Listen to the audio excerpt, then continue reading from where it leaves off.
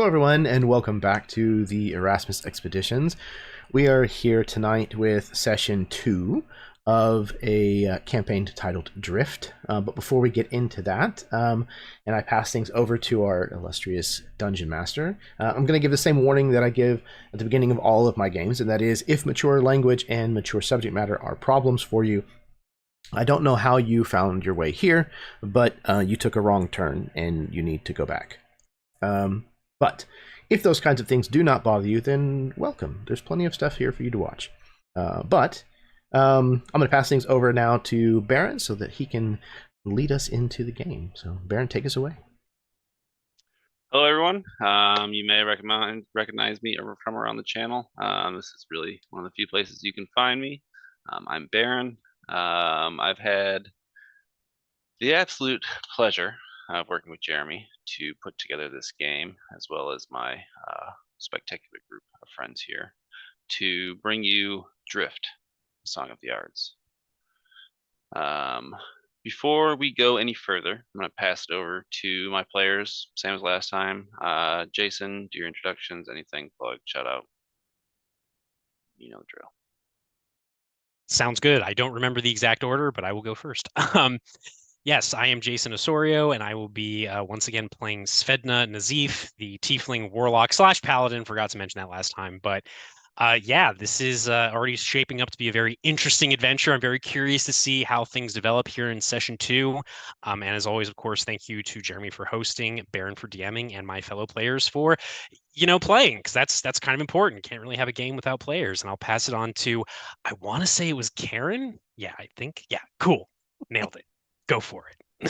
Hello, everyone. I'm Karen, also known as Myth and Gears.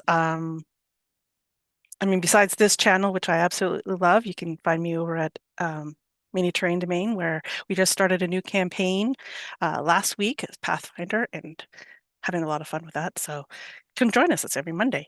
I am so excited to be back in this game. I get to play Lei Tung, who is a Genasi rogue sorcerer.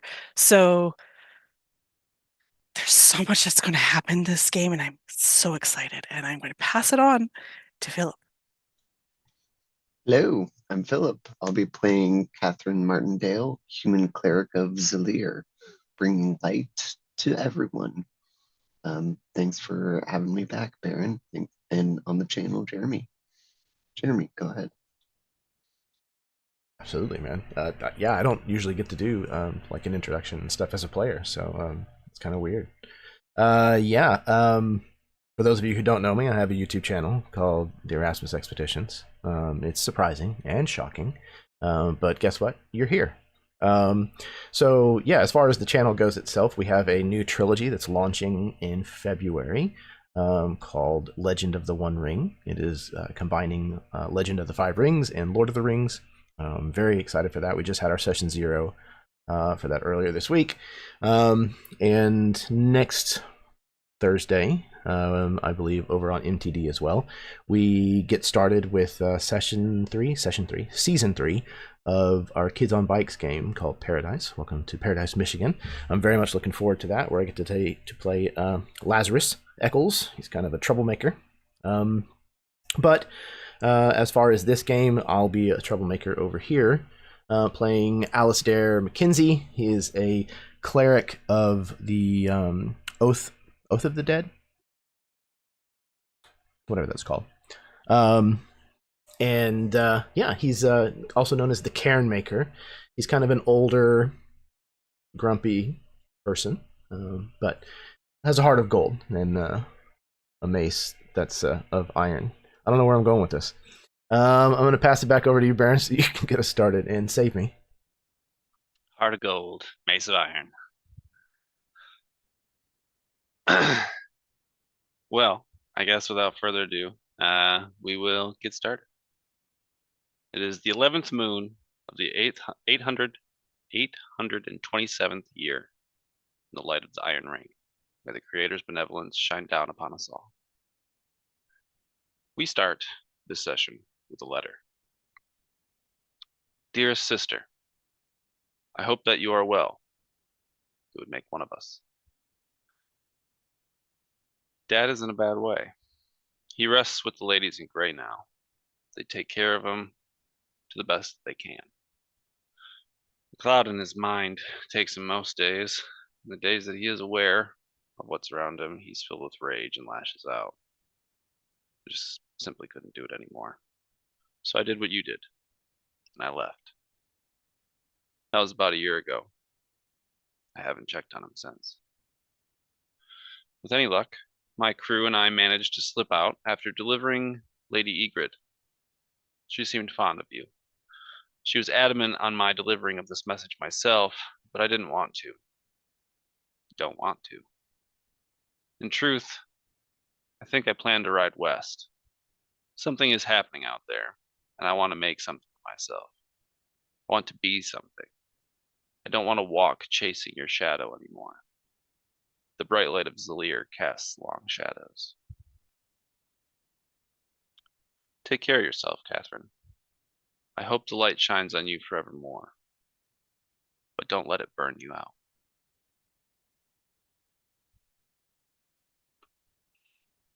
Snow is still falling.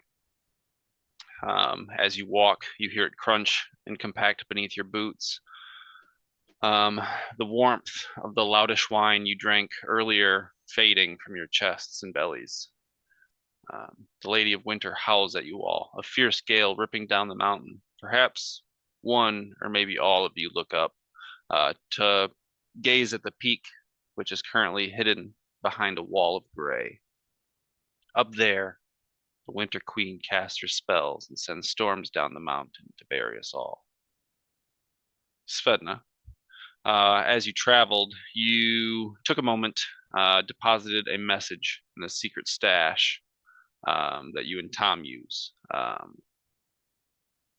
You realize, having moved like the hatch of the stash, left a spot bereft of snow. So one of these sparse fir trees that are here, you kind of like pull one of the branches and flick it. A dusting of snow comes down, camouflaging the space once more. In truth, you heard them long before you seen them, but the circle of tents is clear from 100 meters away. Sitting within the old driftmoot space, a semicircular area used by old kings of the Quiet Mountain. The firelight clearly illuminates dozens of tents that surround a massive pyre in the center. A pyramid of wood is stacked behind it, large in size. The top of the flame dances high into the sky, and the flames seem to do battle with the auroras themselves, if they could be seen. There are people that surround the blaze and dance with a fervor. The heat is tremendous and almost like rolls at you in waves as the people kind of open up gaps in this ring around the fire. You can see that the top of the top layer of the snow is shiny and melted and icy just from the heat kind of like melting and it refreezing. You can hear chanting. You see this fervent dancing, incorporating leaps and wild arm movements. The men and women around the fire dance like demons pull at them, like the fire is burning them. Yet they dance closer. Over the top of this fire pit, we see a large goat with a circular horn from its head, spitted and roasting, or probably more accurately described as burning. You breach the outer line of tents, and the dancing almost abruptly stops. All eyes turning on you, dozens of cat-like eyes reflecting this firelight as it looks at you. As they look at you, rather. As they look at you, Layton. The drumming stops as well, and there is a quiet moment. A powerful voice from a tent close to the wall of stone that ascends skyward calls out. Why have you stopped? Do not stop. You start drumming. You begin the chant. There is no time to spare. Begin again. This person turns to you, or I'm sorry, Kate, your mind elsewhere as you approached this kind of sharp voice snaps you to. you turn and look to the east, and you see a halfling man in red leathers disappearing behind this ring of tents. The tiefling who is calling to you is a tall woman with black curled horns like a ram crowning her head. She has long black hair, and she has long black hair that frames a pale red-purple complexion. She walks with an unbalanced gait. She is kind of hobbling as one leg is longer, and you can see that instead of a boot, there's a hoof. She is wrapped in a thin layer of red robes, far too thin for this weather, but she seems unfazed. A glint of flaming rage flashes over her eyes, and then she kind of stomps over to approach you. Late tongue, she's addressing you. What in the world are you doing here? You should know better than to be out and about right now of all times. You, out of everyone, should know how crucial this night is. You know the evil that awaits if we do not complete our objective. He who waits beneath has chosen, and the time has come. Well, what is it, girl? Do you have something to say to me? Say it. Come to my tents, and we'll do so quickly. I think before she even says, "Do come to our tents, do so quickly," Lei Tung has already fallen to the ground on her knees, and in moments she's bowed forward, hands on the ground, forehead touching it, and she just says, like, "Please, O blazing mother, have mercy upon me. I did not mean it. It was... Please, please forgive your most devoted servant." Quit your groveling. Stand up.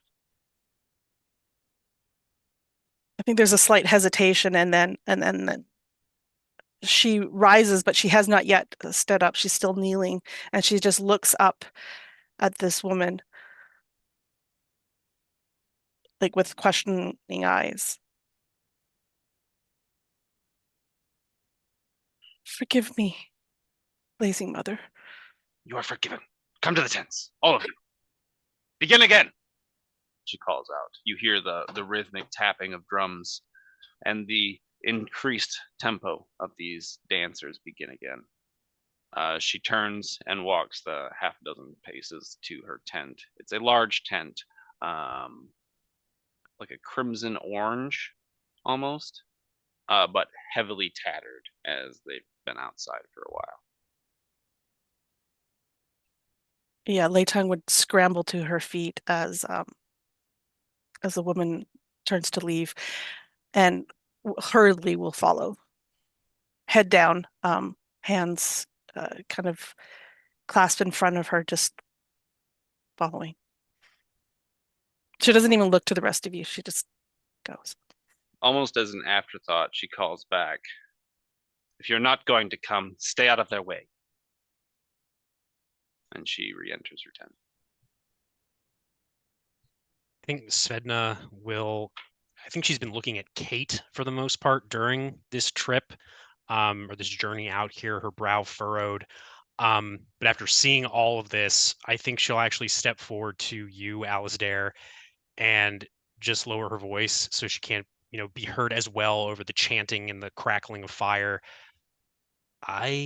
I don't know much about these children of Dun. I remember actually Tom mentioning them once or twice, but you've been here longer. Do you know what this is all about, apart from this abducted child we're trying to find? What should we expect from this? They are like many cults, strong in their devotion and weak in their standards about what they will and won't do in the face of the power of their religion. I am not familiar with this particular ritual, but I plan to get at the bottom of this. She mentioned he who waits beneath. Do you have any idea who or what that is? It is not something I am familiar with. As you can see, this journey here is much treacherous. It's not something that I've made many times before. though Volcana and I know each other some. Who's Volcana? He indicates the one-hoofed woman. Ah, right.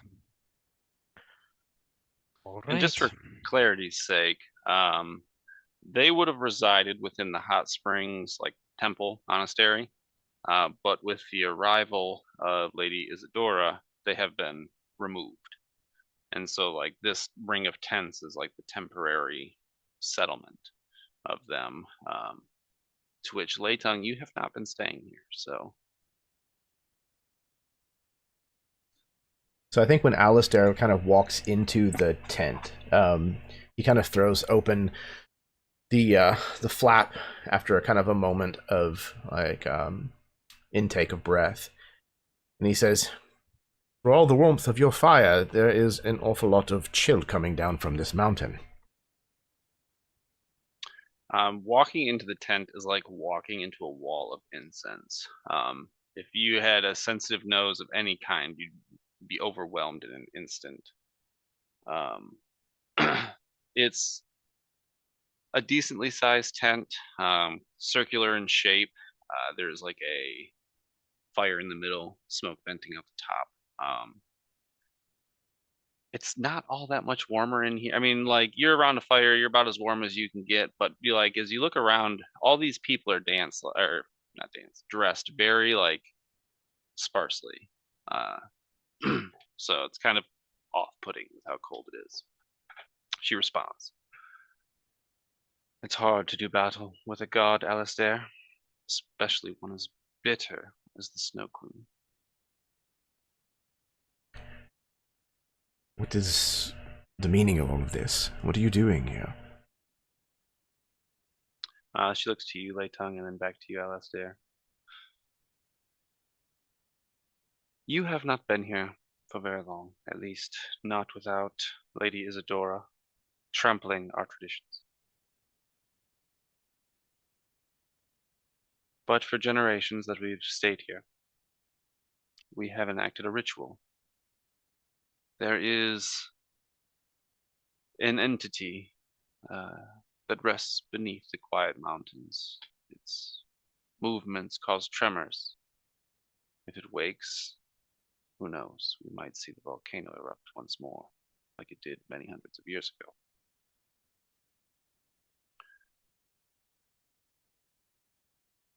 We have oracles who are sent messages from this great entity. And he tells us his chosen, a powerful boon and gift. But we must baptize the child in fire. Leitung has done this. She knows. He kind of looks to Leitung, like, with a little bit of, like, incredulity on his face. So Leitung at this moment is standing head down, not looking at this woman. You can still feel that there's that Leitung is like sorry for something. She's still doing that whole, not genuflecting it so, but you can see her mood, her manner is such that. But at those words about the chosen and having to go through fire, and then Leitung had already did it, you can see a brief flash of pride and at that she was one, she was chosen, she did this. It is a gift to be chosen to protect the people, the ones you care for. Is it not? Is it not noble to give oneself to a greater purpose, to save and protect those around you? It is the calling for some, but it should always be their choice. is the greatest honor I know. And knowing what you know now, what you have been through, is it something that you would have chosen again? It chose me, and I am honored. I will be lit aflame on the pyre of his glory, and there is no bigger honor for one such as me. I think Svedna was at like the entryway to the tent, just kind of listening in, waiting for, or maybe even trying to usher Kate in. Although I imagine with her mace, she's able to see. She hears that, and like immediately her teeth start grinding. As she'll look to Kate and say, "Are you all right to go in there? I know this isn't. These aren't your faithful necessarily." Yes, this seems to be a good opportunity to spread the light of Zalir to those who might need it most. I'm not afraid of any pitted fiends, and the light will guide me and protect me. Thank you, Svedna. Kate, there's a very fine line between faith and zealotry, and sometimes fear is a very effective teacher. But go on inside. I'm going to wait outside. I believe that line is sacrificing your own life. Let's go in. You can go in. She'll open the tent flap for you, but I don't think she's going to step inside. I think she's going to kind of stay by the flap, just kind of keeping an eye on the dancers and the pyre with the goat. I think she's on edge. Her like sort of half cut off tail is like whipping around her legs nervously. Her wings keep twitching. She is not well pleased by all this. Well, before I head in, let me ask you this, Baron. Can Kate give like a religion check to try to see in general what's going to happen with this ritual that's going on? Sure.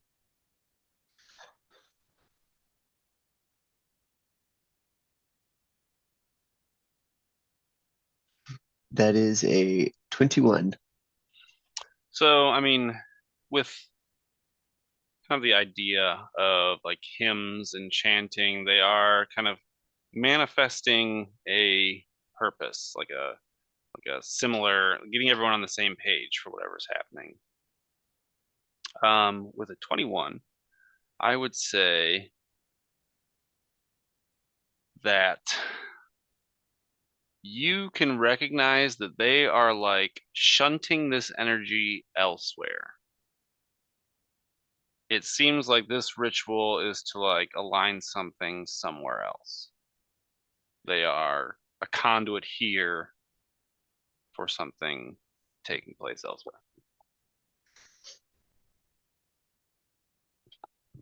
I'll tell Svedna that I'll say that as much as I know. It seems as though this ritual is perhaps impacting rather larger events somewhere else. We'll need to find out more from this cloven beast. Tiefling, not beast. But I think hearing Kate's words, Svedna will reluctantly go inside the tent behind her, letting the tent flap close in her wake. So like I said before, there's just like this wave of incense that hits you. Lovely smell. Honestly, Sven, you probably would be overwhelmed as someone who just kicks it in nature. This is like the most just stale incense that has been sitting in I digress. I think Alice Dare like just continues kind of asking these like probing questions. Still kind of, I think this one directed at Lei Tang. He kind of reiterates but changes like the way that he phrases the second question. Is it something that if you were to choose again, you would choose for someone else? I will burn with his passion so that all who take him in and worship him will have his awesomeness seared upon their hearts. This protects everyone. It is something that you would choose for a child?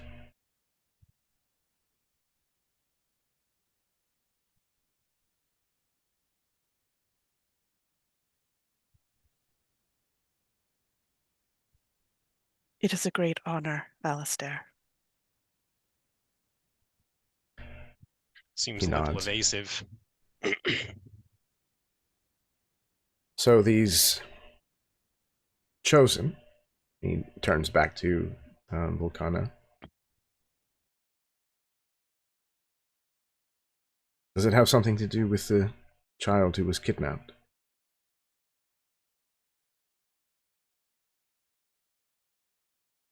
I certainly don't know what you mean. Can I get an insight on that? Yeah. Could I also do an insight on that? No. No? Yeah, yes, you Ooh. could. Such a rude DM. No. I got a 16. 12 plus 4. Oof, mine's not going to be great. Oh, actually, holy shit, I have a great Come on, insight. cleric. 13. It's not fantastic, but better than I thought. Her expression never falters. If she is lying, she's really good at it. I don't want to say you're inclined to believe her. We just can't tell.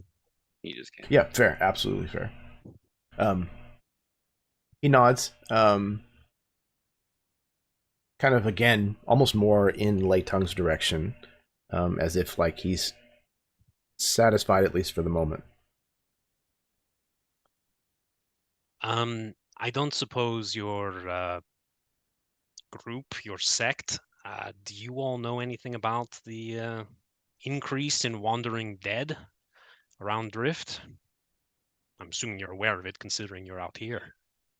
All I can say is when we were protecting the town, we didn't have this problem. Do you Lady think this... Isadora claims that she's protecting you all, but what does she have to show for it? Yeah, that is... I don't disagree with that. Do you think perhaps these dead, is it some sort of a sign of displeasure from this he who waits beneath? He who waits beneath has existed for long before these wandering dead had plagued us. I don't think they're related, but I do think the boons and gifts granted by he who keeps himself sealed allowed us to prevent much of the bloodshed and hardship that they had caused, especially when we were closer to town. I So- think when Volcana says that this may not be related, I think Svenna just shoots like this slight little smile towards Alistair before nodding and falling silent. So you've been battling these undead then? Dispatching time, them? of course. You have more information about their patterns, their habits, where they might be originating from? If I had to guess, my understanding of what's happening in the West is loose at best. A great evil lurks there now, and for whatever reason, now that this evil is awake, the dead don't want to sleep. Did you say the West? Yes. So the events of the last one would have been west of here.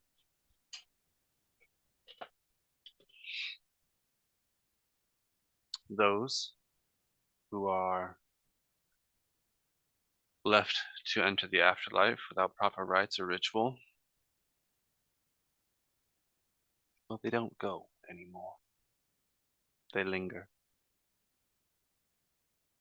And those who linger tend to get bitter. Bitterness turns to hatred.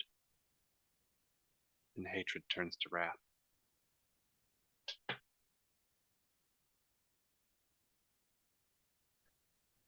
And Volcana, that's your name, correct? It is, dear.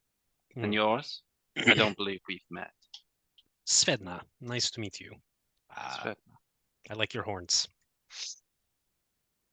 thank you.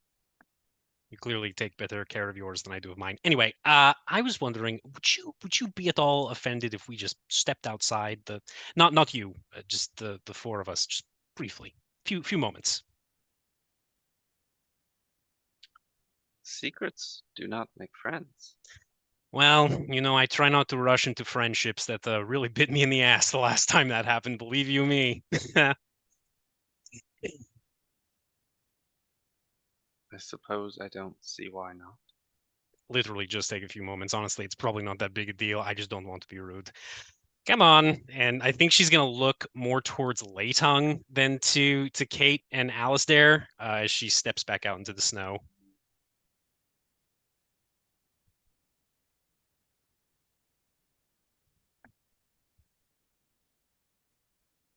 I think Leitung is too shocked at all of that to say anything, but she looks to Volcana and she's like, you could see that she's a little scared of what Svedna just said there, and you can see that there is no Leitung has no motivation to move at this moment. She's like rooted to the spot here in front of Volcana. But she is looking questioningly at her without saying anything. So I think like after a few moments, if nobody comes outside, I will. Yeah, I'll say, child, please, you are part of our group now, and we must confer. Your opinion is needed to be heard.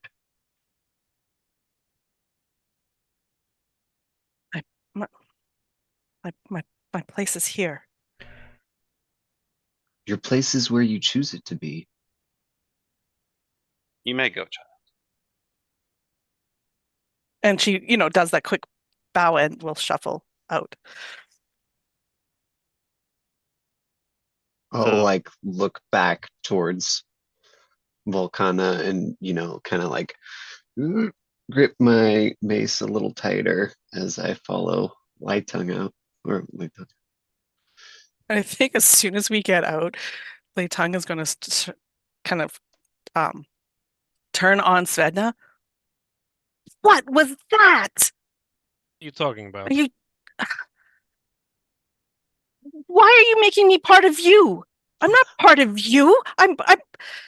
This is my home. Leitung. What right do you have to say all this? Leitung. What the flying fuck are we doing here? You are face down on that tavern floor apologizing to that man whose child was saved. Now you are acting like you have no idea what we are doing here. Why are we here? I didn't want to come here. You were the one who dragged. I'm not supposed to be here. I'm supposed to be. Where's Alistair? Alistair! Get outside! Would you stop your shouting? You never listen to me. She immediately disengages from Leitung and looks to Alistair. Alistair, what the fuck are we doing here? Are we saving this? Are we liberating this chosen child, or are we not? Because it seems like we're wasting time right now. I thought that was the plan. It seems as though the conflict for the undead lies to the west. I propose we go to the west. That's not, Kate. No, that's not. The origin of the undead is 7 days to the west in the Rotwood. We can't just travel there on a whim. It is not safe. Trust me. Even with all of us, even with an army at our backs, it would not be enough.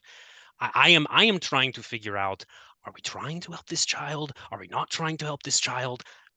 Let's pick a lane for our carriage to ride down here, because I'm fucking confused as to what the hell we're doing here. As I said, I believed that was the point in coming up here. I hauled my old ass up the side of this mountain to come here because I thought that we were rescuing a child. And he kind of Is turns the and looks at child Leitung. here? She says no. Volcana has And said we know no. that this ritual is impacting something somewhere else.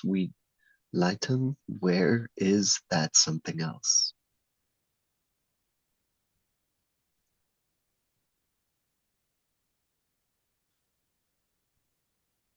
I think at this point you see Leitung is kind of scuffing her feet in the snow, looking down, kind of not answering, wringing her hands. Gods. Please, The child, if I child is must. fine. The child is fine. That's not what Kate asked, For Leitung. now, where is the child?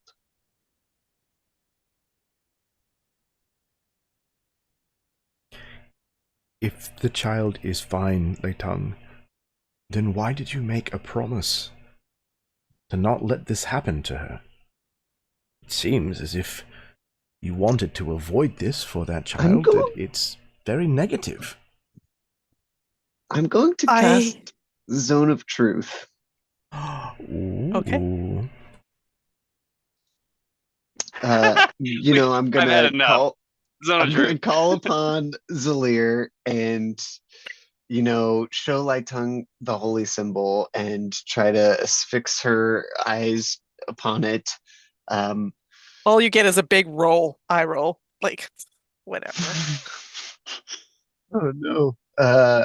Okay, so create a magical zone, guards against deception on a point within range. My holy symbol until the spell ends. Creature that enters the spell's area for the first time on a turn or starts its turn there makes a charisma saving throw. That will be spell save 14. Here I go. Oh, I got an 18. 12 plus Okay. 6. Yes. Well, on a fail save, you can't speak a deliberate lie in the radius. Okay, perfect. And So I know that you failed. So the question that started this was, where's the you child? saw why did I make the promise? Because I remember that was the last one, and she was about to say that as you were casting the spell. So she's just going to continue talking like, I made a promise to a man who saved my life before I knew what he would ask.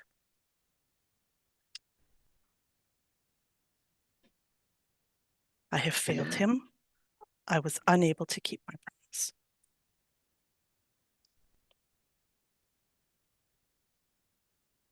Was the promise to save the child from this fate? The promise was to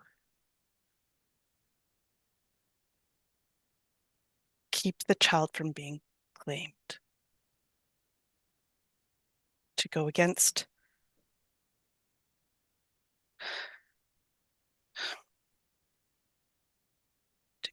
his will.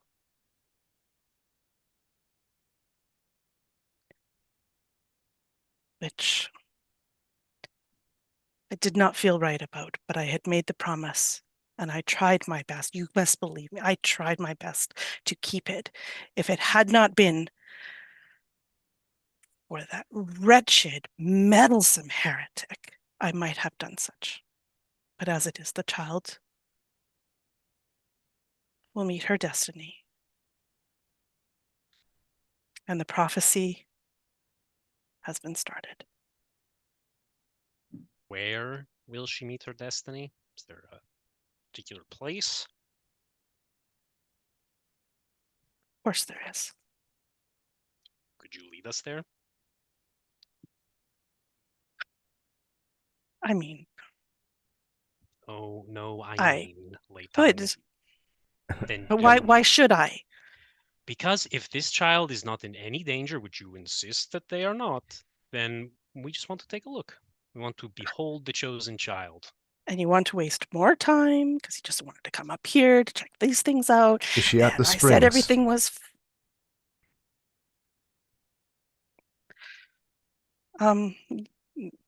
that's probably you can see she's trying very Right. hard to The not hot say this, but she springs. can't Right. not she can't do a deliberate deception. She's like, yeah. The hot springs that you Probably have a good guess. consistently snuck in and out of. It was our home. It was our home first. We have Which every means- right to go back there. I would agree. Do you know a way that we can travel there unseen? Or get in unseen? I mean, if you're trying to be not seen by that woman's people, then yes. Yes, I do. That sounds good. Unless anyone else has any other Does questions. it really sound good, Svedna? You know, it might be the only halfway helpful and useful thing that you've said in the very short period of time I've gotten to know you. You So know, yes, I have it's said great. so many things, but you just never listen. You never understand the things I'm trying to tell you. You just think you're You so are much better than so everybody right. else. I think Svedna looks to Alistair and says, "Why is it that she's talking to me like I'm like her parent or her mother? You don't listen. What the fuck is going on? Let's get to these hot Well, springs." because you act like one. And I think she's still in the zone of truth and that she's not holding back here. I act like one. Like a Yeah, you mother? act so holier than thou that you're the best and you're just like the king turd of, I don't know, some shithole place. Where did you come from anyway? From some shithole place. I act like See, the I king told you. turd? At this point, the zone of truth has failed, but Kate's just like keeping up the mirage, like it's going, and like looking, at Alistair, being like, "This is probably good for them." Interesting. You're just so annoying. You think you know everything. And I think she'll turn at this point to start storming away because that's what she does. I hate kids. And she's going to start following, I guess. Come on, hot springs or whatever. King turd? What does that even mean? Just shakes her head and keeps walking. To me, you both speak the same language. You know what, Alistair? You were a lot nicer 7 years ago. No, I was not. Oh, yes, you were. I remember. Alistair, does this child have any family nearby? I assume that the distraught man that we saw at the tavern was her father. Lighton. Oh. I don't know. Would Alistair know? Is Laytongue's family still here? I don't think I even know. I don't even know if you would know because you would have met me when we got kicked out probably of the monastery in the first place. So I do live with an older man right now. She seems he also to a be running Genasi? from something. You would be aware where she's been staying. 'Cause she stays in town. What's his name? At Isaac the Weaver's. Isaac Weaver, yeah. Okay.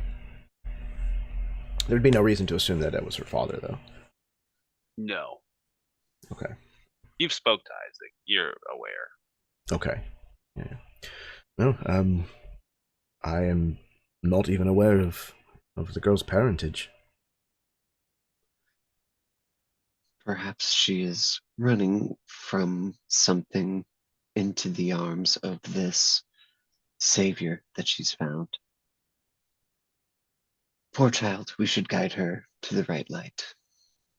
Well, You know, I maybe can we should- still hear you, right? Keep walking. It'd be the first time that you'd listened to us so far. You never listen to me, so why should I listen to you? Keep walking. From the 10th, Volcona. Be safe out there. It's dreadfully cold. Thank you. He will definitely button up that cloak. Oh dear. Definitely feels like, like negative numbers with wind chill. Just like brutal up here. There's next to no cover. So to see these people like wearing next to no clothes dancing by a fire is probably like, what the fuck?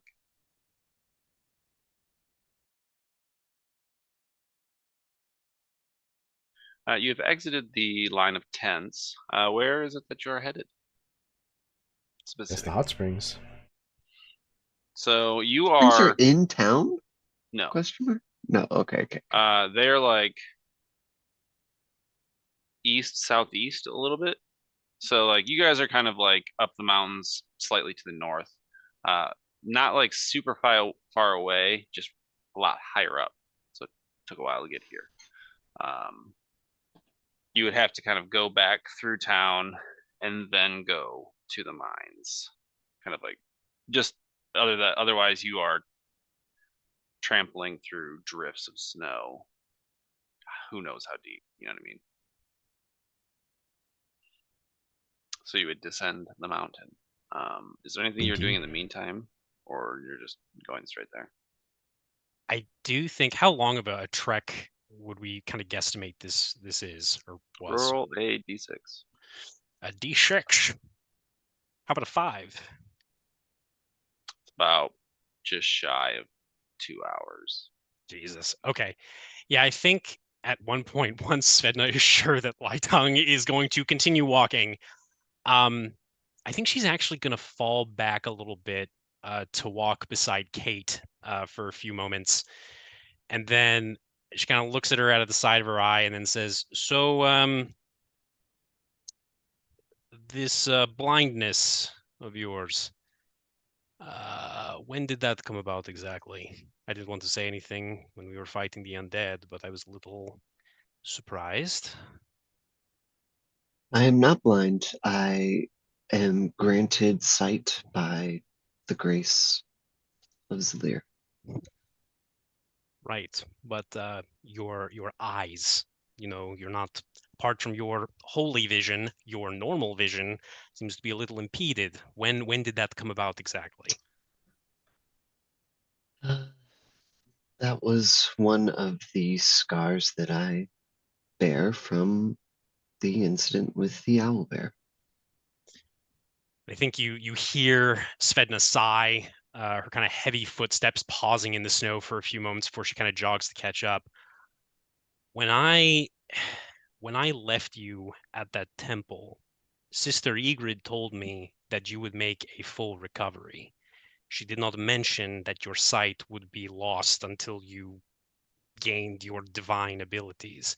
If I had known that you could not see Kate, I wouldn't have left. I would have waited until you were healthy and safe to travel, and I would have taken you back to your village, back to your father where you belong. I appreciate that, Svedna. I'm not your responsibility. I wasn't then, and I'm not now. You absolutely were then. You're not now, for sure, but you absolutely were then. I let you travel with me. If you want to hate me, if you want to be angry with me, Kate, be angry at me for not being strong enough to say no to you when you were clearly too young and not ready to walk the path that I walk.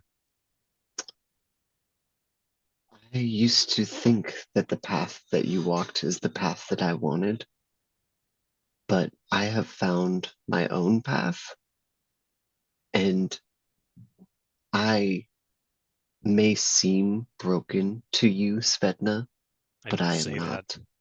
I did not say you were broken. I would I never say have that. made a full recovery. I've made better than a full recovery.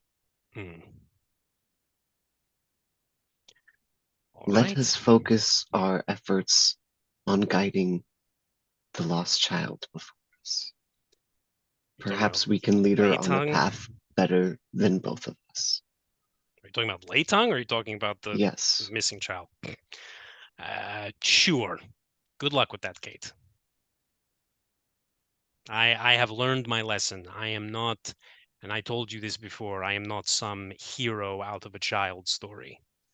I know that. Maybe that's something you have to learn. Maybe that will be the final lesson that I teach you. Svedna, the lesson should be to be patient and to be present.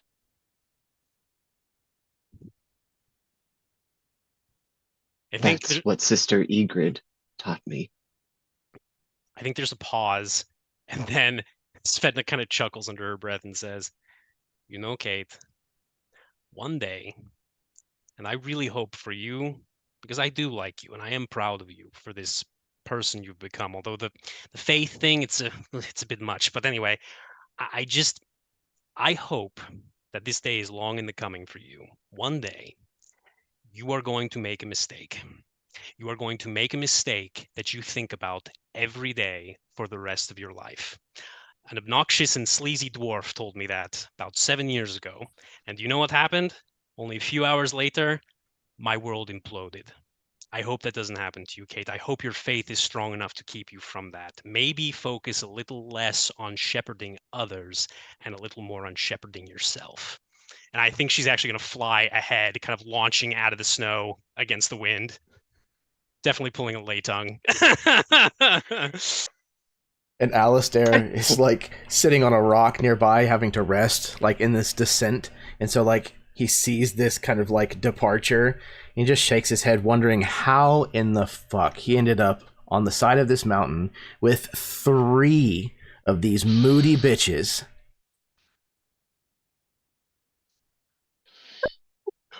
Lay Tongue just sees Svedna fly away, and maybe you're close enough, Alistair, just to hear, and it's like, yep, there she goes again, just trying to show how much better she is than everybody else.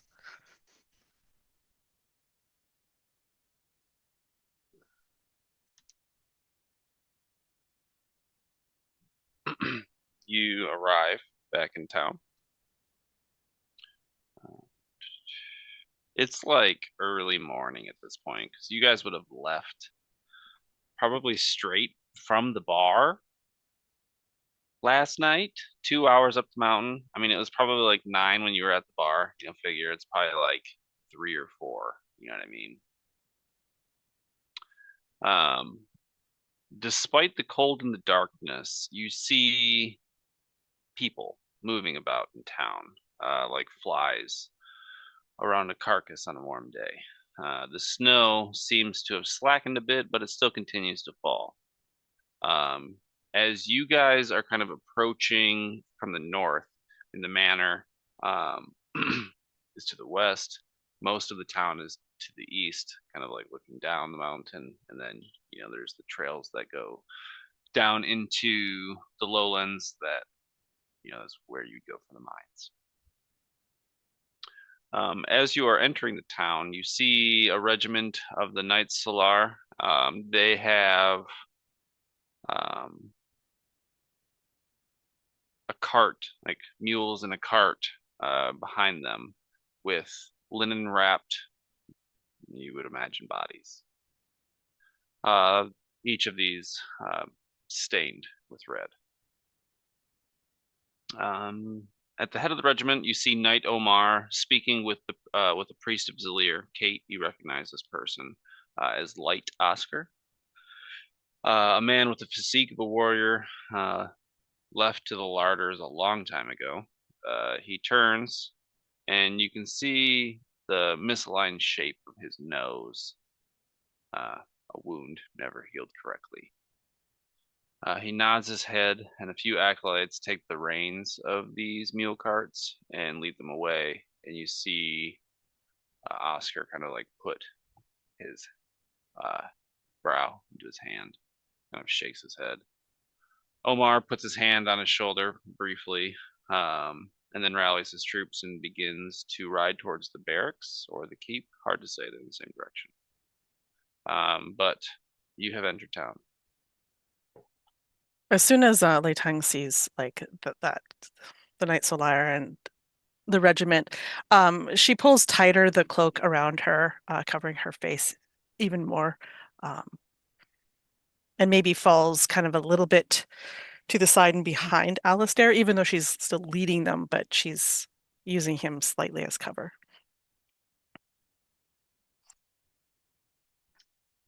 Kate will approach Light Oscar and give him the standard greeting. Hello, Light Oscar. What is it that happened with these bodies? I couldn't bear to let Lady Egrid lay out in the snow. Knight Omar agreed and rode out with some knights, and they retrieved her body as well as 2 of the knights that escorted Kate's gonna take off after the cart.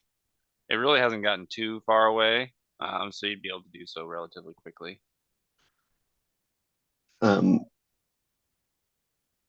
Please stop the cart.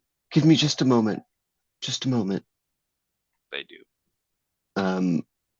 I'll say some prayers over Sister Egrid, and ask the Omar is the Knight Salar who's leading them.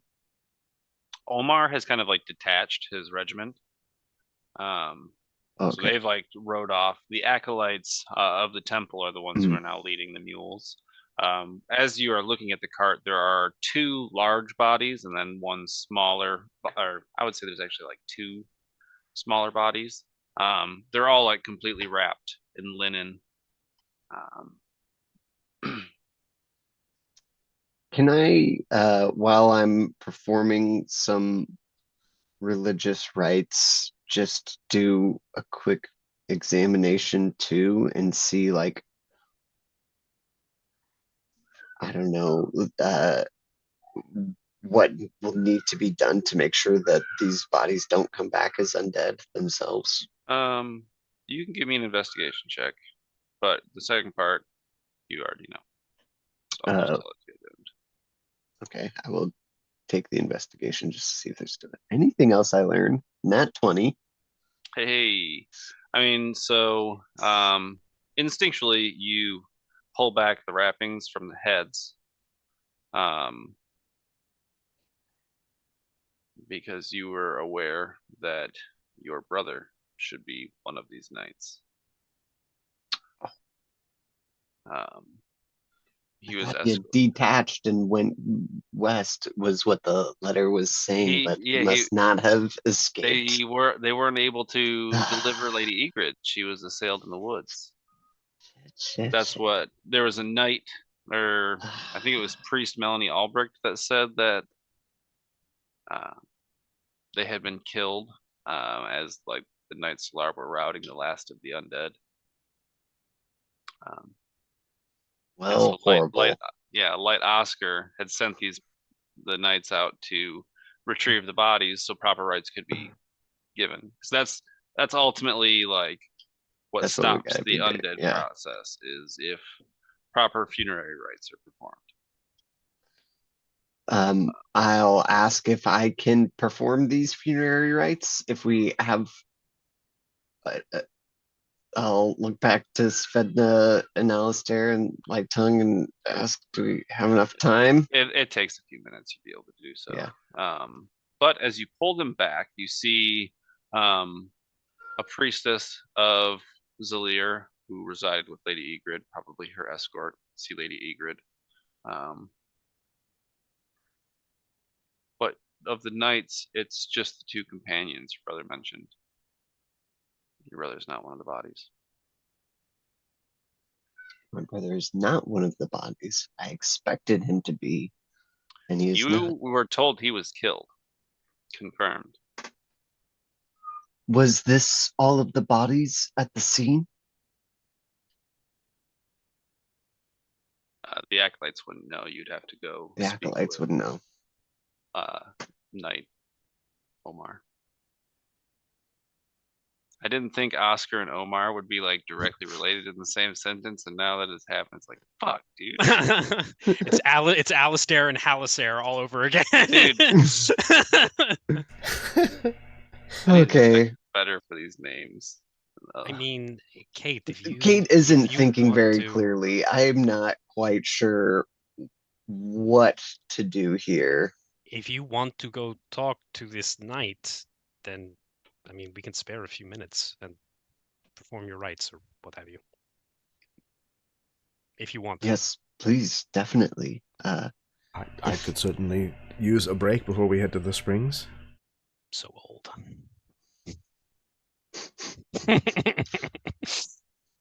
Yes, Hell's let just me like, go. I'm 35. Let me go investigate and see what could have happened with my brother's body. Do you want I- company, or should we just sort of wait? I definitely wouldn't mind it. Okay. I think when Alistair says he could use a break, and then Savedna says, "Oh, you're so old," Lei Tung is going to actually grab his arm and elbow and help him to a public bench. That's Oof. May I never live to see the day. All right, let's go, Kate. Bold of you to assume there's a public bench in a medieval town.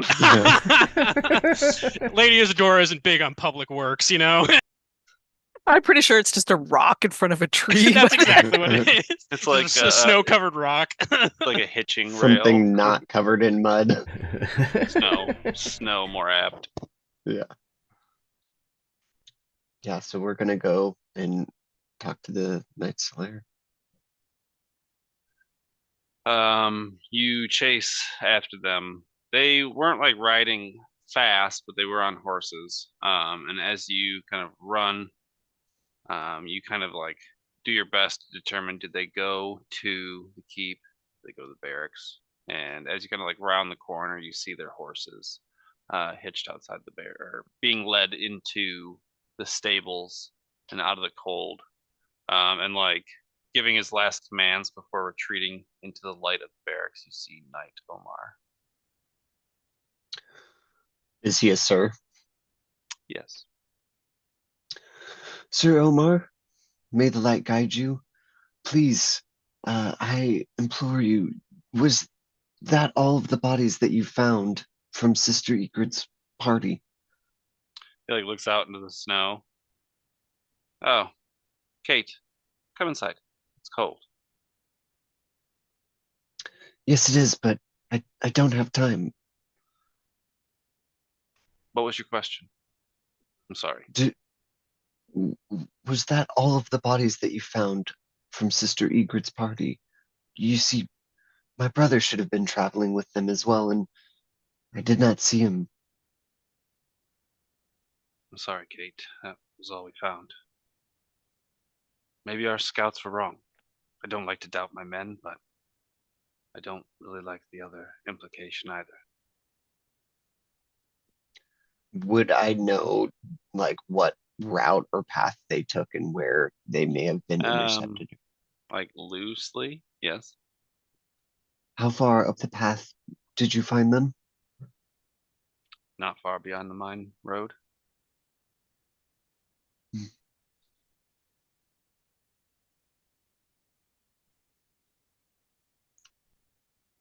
That's all I can really think to ask, unless Svetna has anything. I think Sven is kind of hanging back, letting Kate do her thing. Could she make an insight check on this night when he said that he didn't find any other bodies? Sure. Oof, that's dog doo-doo. That is 14. That's above average. Yeah. I mean, it pretty was good. still a poopy roll, but anyway. Yeah, I mean, seems genuine. He has no reason to lie, you don't think? Okay.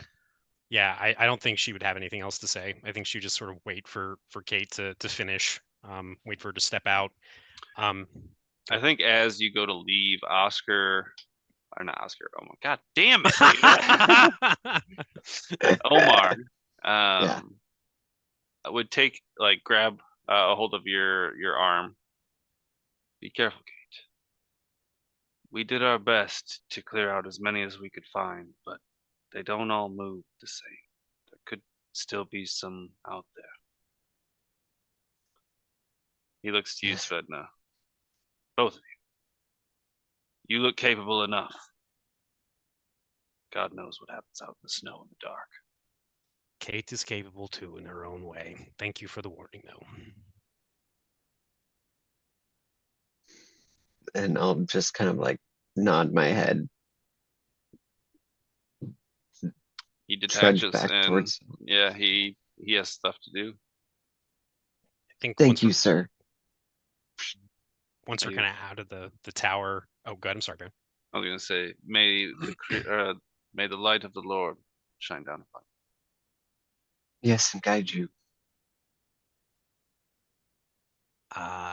If this location is, what do you say, was it just beyond the mining road, Baron, or was it Mhm. kind of like on? Yeah. Okay. You would have So- to make a choice. Fuck. Yeah, so I think once we're out of the tower, Svedna would just kind of look at Kate and say, so do you want to try and find this place? The only thing is we may have a living child as opposed to, not saying your brother is dead, but if that's what the scouts said, what do you want to do? I know what it is I'm going to do. I have abandoned my brother, and he's so close. I cannot bear to live with knowing that I have abandoned her again. I must search for him. Svenna kind of looks at you in the eyes for a few moments, and then she'll nod and say, all right. It sounds like Svedna, I will not ask you to follow me. I'm going to go with you. Why? I've been where you are before with someone I cared about, and I did not find them. So if there is a chance that we can find your brother, then we should go find him. We don't even know if this child is in danger. Leitung doesn't seem to think so, though I don't know how much I trust her. So the only problem is, at some point, we're going to have to veer off from where Alistair and Leitung are going. So Perhaps if we can pull some more information out of like Leitung out, if we can go and get her distracted with this mission. well, I don't. If you want to try, you can. I would say this. I think I know Alistair is going to want to save the child, and I honestly I do too. But I also, although you are very capable, you traipsing around in the snow alone when there are undead wandering around seems a little stupid. So I'm more than happy to come with you to look for your brother. But the problem is, I don't think we're going to be able to divert the others from looking for the child. So we could split, but that could be problematic later on. I'm fine with it if you are, but Yeah, I know where I'm going, so let's let's go confirm tell then. them. Yes. Thank you. hmm Svedna. Thank you. I think you maybe because I know it's more of an aura thing. I think you see something kind of shift. You see maybe like this tinge of loss and grief of sort of a love that was never found um, after meaning so much to her, but then it sort of goes away and she just nods and will kind of walk in your wake. And with purpose, I walk straight towards Alistair. So if I may, when the two disappear and Leitung takes Alistair to someplace suitable, quiet to sit down, I think there's a moment while they're gone, and then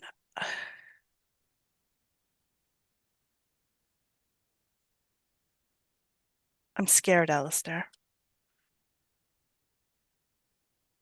Of your eventual fate? Um, I cannot I've say that I prepared- blame you. I've prepared my whole life for this moment. But now that it's here, I'm afraid.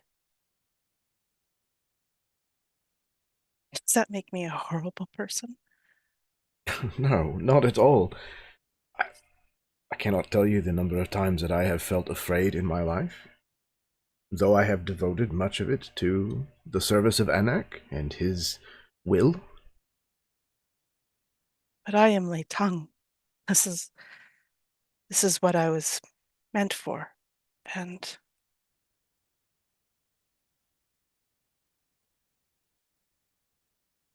I should be grateful. I am grateful. I am honored. I just didn't expect it so soon. There was A woman that I served with in the war, a cleric like myself, a medic. Towards the end of the war, she confided in me that she had lost her faith. The things that she had seen, the things that she had done, had changed her. And along with that change, so did her path. She walked away from her faith because it no longer spoke to her. It was no longer a part of her. Now, I cannot profess to understand the inner workings of your order's teachings. Your group is different from the path that I have walked. But if your faith is no longer sitting right with you, then perhaps you too could walk a different path. If I falter in this, if I run, if I give in to these doubts, not only does that make me unworthy, but it puts everyone's life at risk here. I cannot be so selfish. Child, the lives of everyone here are already at risk. Look around you. If the politicians don't tear this place apart, then the weather will, or the undead.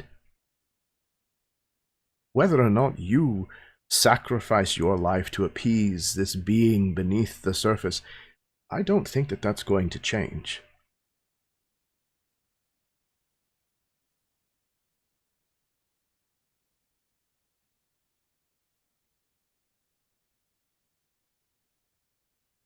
What if you're wrong?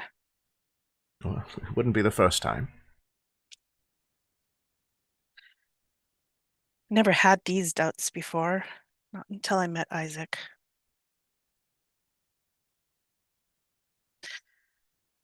So I don't Isaac know is a if it's wise man. is he? Or is it just a foolish man who is now eroding my faith?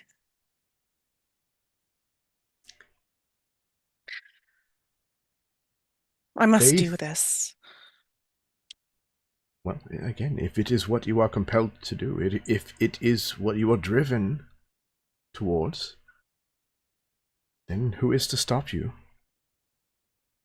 But if you see another path ahead of you, and you find it more alluring, there is nothing wrong with pursuing it.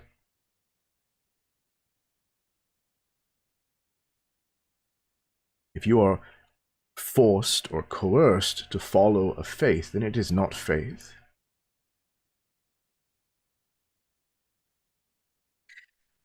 No one is forcing me. Maybe I'm just tired. Maybe I'm just...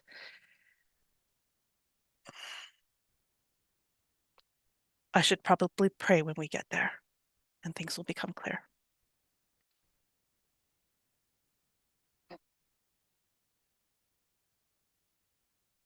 I think they're returning. And she moves away a little bit and immediately ignores you. Yes. Did you receive the news that you were looking for? He kind of looks at Kate. In some manner, Alistair. My brother is missing. He was with the group, but his body was not found. I must search for him. I must ensure that he is not either dead or risen. And if he is?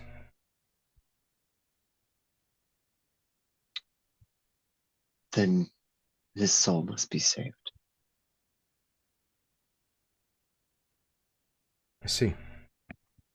I'll be going with her, but the site of this attack was apparently beyond the old mining road, so we should be able to travel together for a little bit. but it seems like we'll be splitting up. You two to find this child, this chosen child, and us to hopefully find Kate's brother.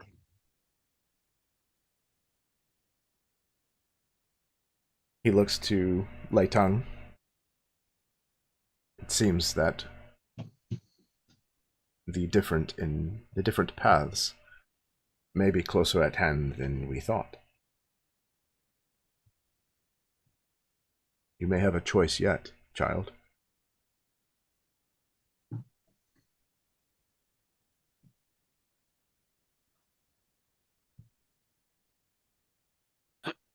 Kate, I you don't would think- be. Oh, sorry. Go ahead. I was just gonna say, I don't think she really says anything to that because she's just thinking all the thoughts right now. But she, I guess, will just nod when you say that and turn to start to go towards the mining path. Kate's going to go grab Amble at least first. I'm not sure if anyone else. Svedna probably doesn't need a horse, but Lei Tung, you can ride with me on Amble. Alistair, you probably have a horse. Actually, I don't know. Would you have a horse? You're kind of poor. I mean, I doubt it. Unless there's a place at the temple, the shrine, that he can keep it. I You imagine can have there's a... horse. I don't take a horse. Okay. Such a generous Even DM. even if it's fine, even if we just have Amble, that's fine to just help carry our stuff while That's we're true. trudging through the snow. Like it doesn't need to be. I probably actually should not be riding Amble, and you too, Lei Tung. Sorry, really. Yeah, Lei Tung Alright, wouldn't I have mean, that would makes not have anyway. She Great. I didn't mention it before, but I have a fear of horses. And honestly, Kate just kind of feels more comfortable having Amble there. You pass Late Oscar, who is like beginning the rites on the bodies, anointing them for burial.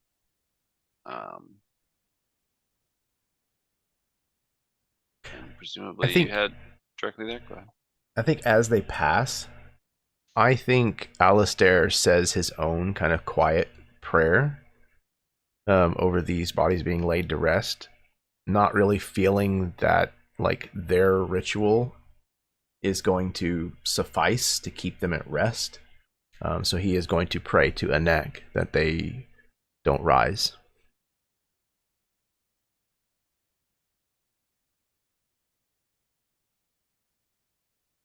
You leave the south gate from town and begin down the path. It's probably like, what did I say it was? Like 2, 3 in the morning, probably pushing 4. And it's probably around this time that like exhaustion is definitely setting in. But you trudge onward through the snow, through the banks. Even like the path kind of trampled down by the night solar is beginning to fill back in, whether from the wind or more snow. As you kind of move towards the mine road, it gets a little bit thicker in foliage, so there is a bit of a reprieve from some of just the thick layers, and there is like a seeable path. And you approach, you're probably like 10, 15 minutes out from the mine when the road branches. The mine continuing east into like a straight wall of stone with like a small couple of houses outside of like this large hole in the side. And then where it branches off to the south and descends the mountain into the Grim Plain. I think Svedna looks to Alistair kind of as we hit this crossroads and just says, "Try not to die, yeah? And to stick around for a little longer, I guess, or whatever." See, she does like me, he says do towards like you. Leitung. Listen, after everything we've been through, I mean, forgive me for not rushing up to you and being like, Alistair, remember that shitty time we had together over half a decade ago? Let's reminisce about the shitty time we had together. So, yeah. But anyway, be careful. Just gonna look to Leitung. And you be careful too. Little Leitung, child of fire and burning goats. I think she's and rolls her eyes again. This like this woman just doesn't get it. I hate children. She turns and starts walking. As you guys begin to separate, you hear the padding of footsteps running through the snow. And there's like this sickly green light. Leitung, you've seen it a few hours ago. That kind of accompanies it. Can I hide? Yeah. 24 on the stealth check. You gone.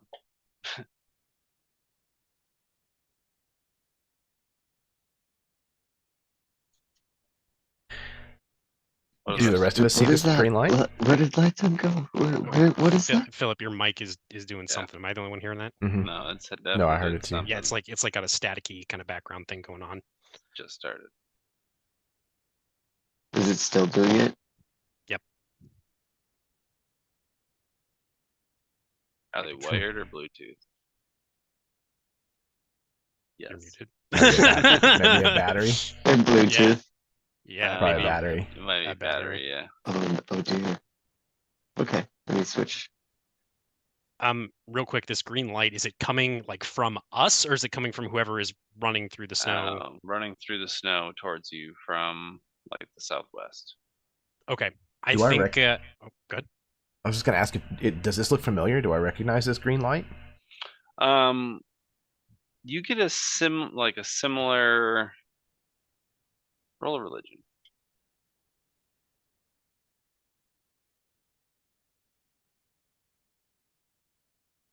Okay.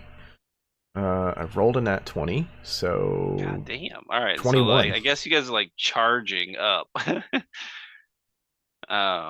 As you see this light, it does look familiar, but in like a negative light.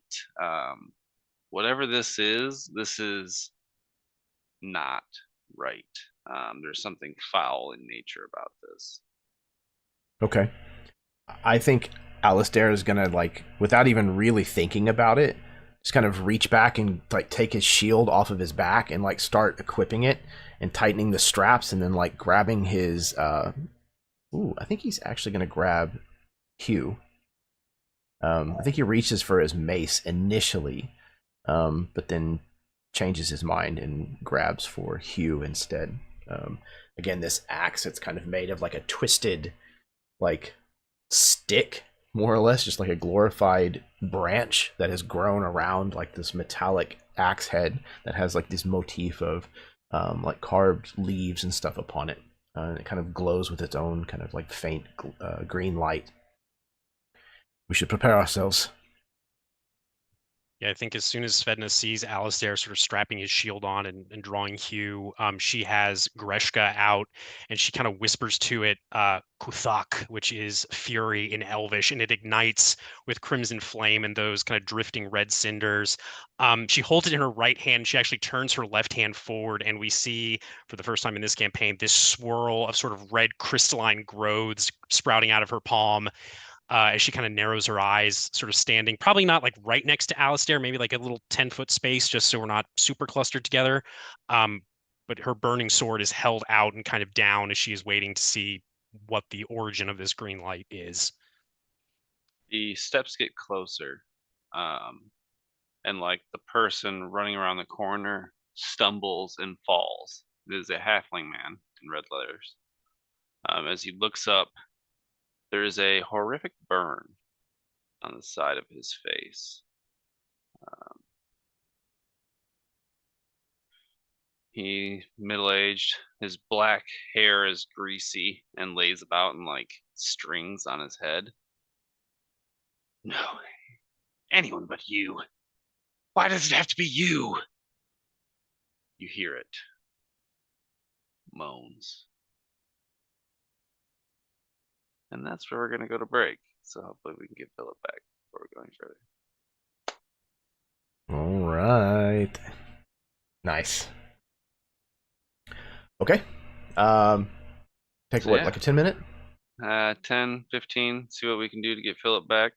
Cool. And go from there. All right.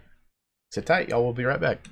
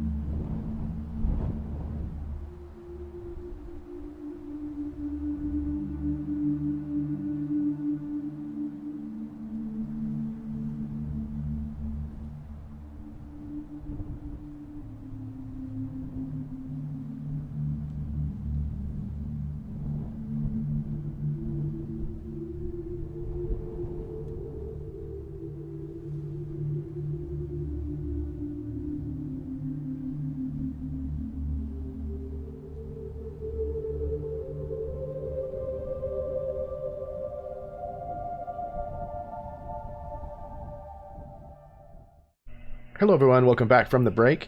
Baron, take it away. Picking up where we left off, a green light was kind of accompanying a set of footsteps running through the woods from the southwest.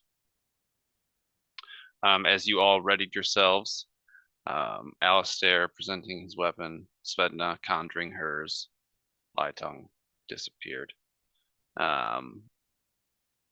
A halfling man stumbles out of the darkness and kind of like trips and falls on his face, kind of extinguishing the lantern. But he looks up, black greasy hair kind of lays about in tendrils on his head. He has a large burn across his face. He looks up. Why did it have to be you? Anyone but you? Do I know you? You might. I don't know if you've ever been introduced. What is going on? Why are you running? You hear moans. What chases you? The Walking Dead. You fool! I think at that mention, Alistair completely disregards him and like turns his full attention to the direction that he can hear these moans. You gaze into the tree line off of the path because I mean the path kind of like descends, so you lose visibility in some places, and it's still early morning dark with light snowfall, so you are straining your eyes at best. Probably even, bringing out your torch to try and illuminate as much as you can. And at this distance, you don't see anything.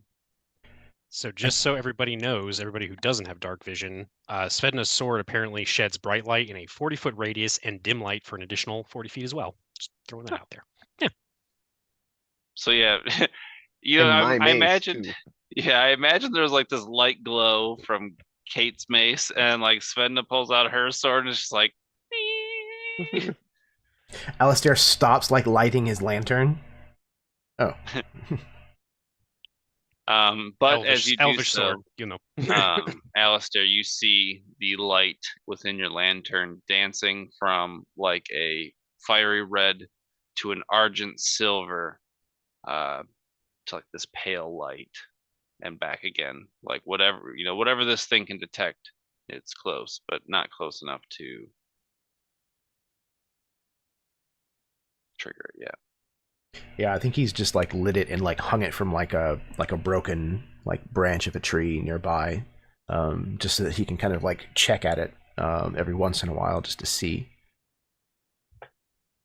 Does this halfling look at all familiar? I know Svedna was in Drift like a year and a half ago for a little bit, and then she's been here for 3 or 4-ish months additionally now. Does he look like anyone she would have seen or anything? I mean, perhaps if like in connection with a particular group or anything. Like realistically, if you didn't have much knowledge of the Children of Dun, then probably not. Okay, then no. Yeah, no worries. But that is a clear indicator as someone you just seen these people up in the mountains a few hours ago. Mm-hmm. He wears similar iconography as them.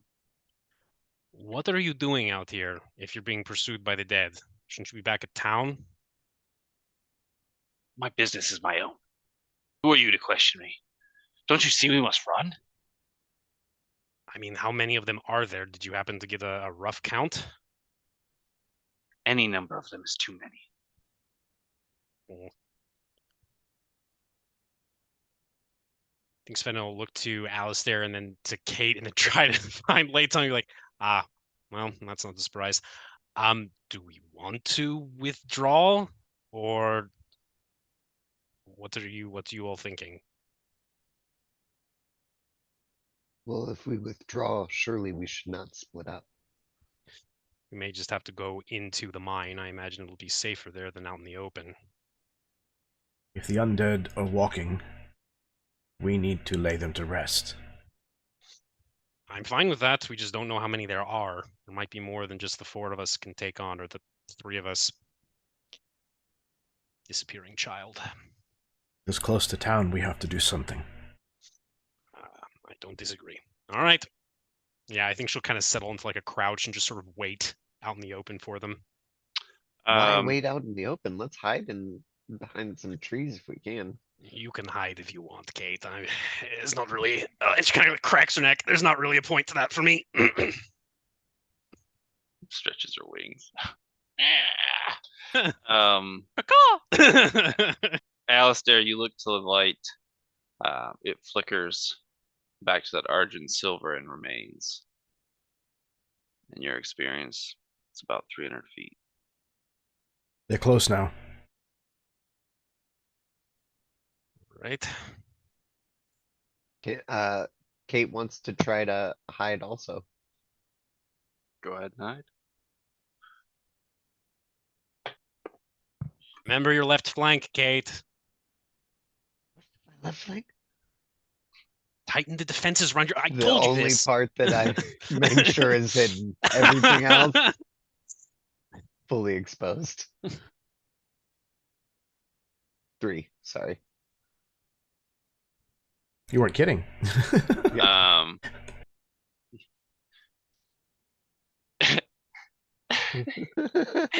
This is I don't want to make a joke about what I was gonna make a joke about. You feel like you're hidden. Great.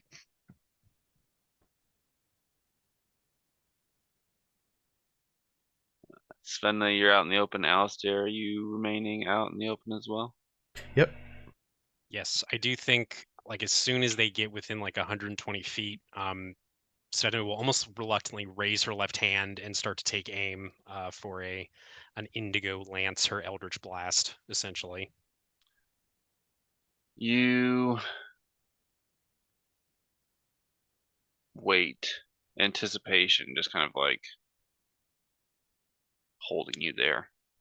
The moans of the wind intermingle with the moans of these creatures that howl in the darkness. How far is your dark vision, Svenna? It is 60 feet. We have 40 feet of bright light and another 40 feet of dim light, so 80 feet of light. But dark vision is only 60 feet.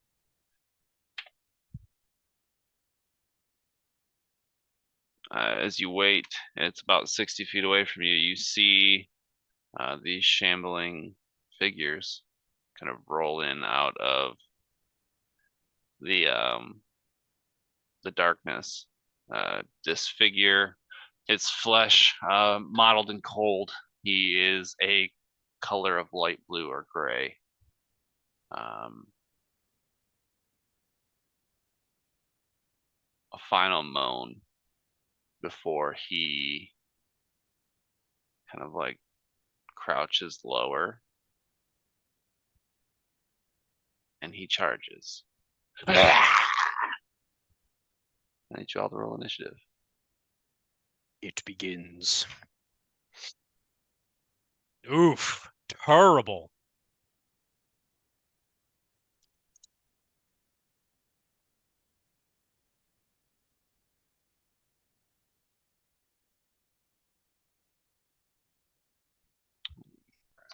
Okay.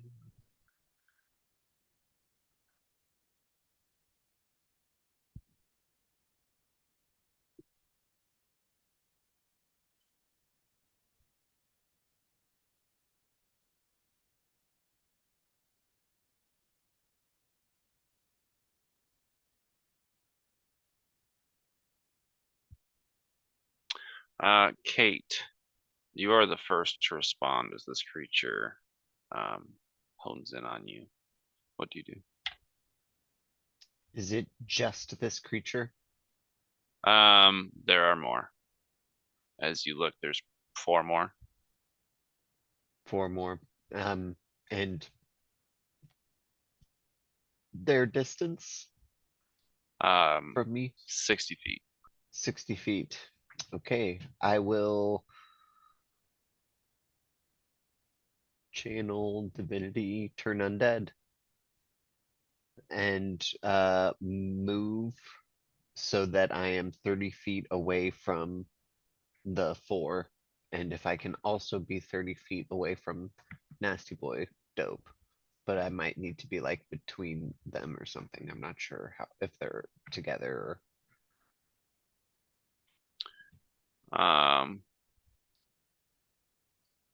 So I need to roll. yes, DC 14 Wisdom saving throw. Okay. If the creature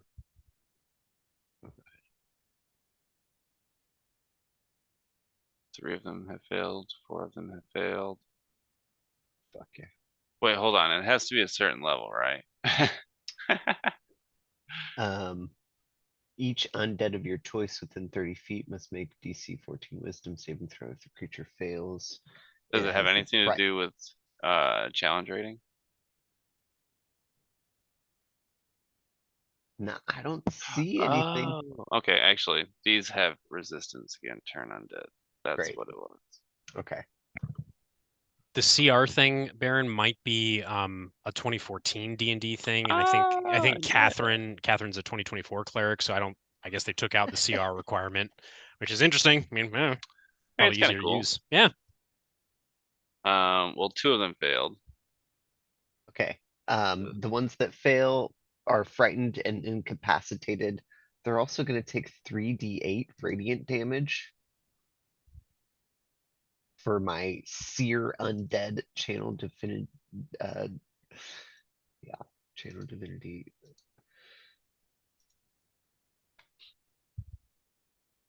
And that is 11 radiant damage. They're frightened and incapacitated for 1 minute. It tries to move as far from me as it can on its turn. Okay. By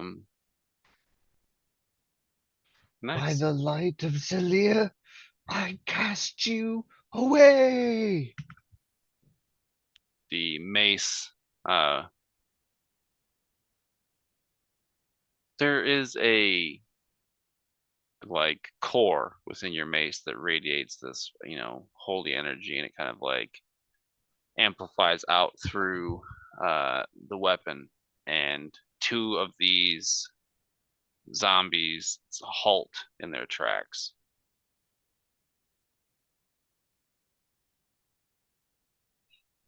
Fantastic. That's my turn. Let down.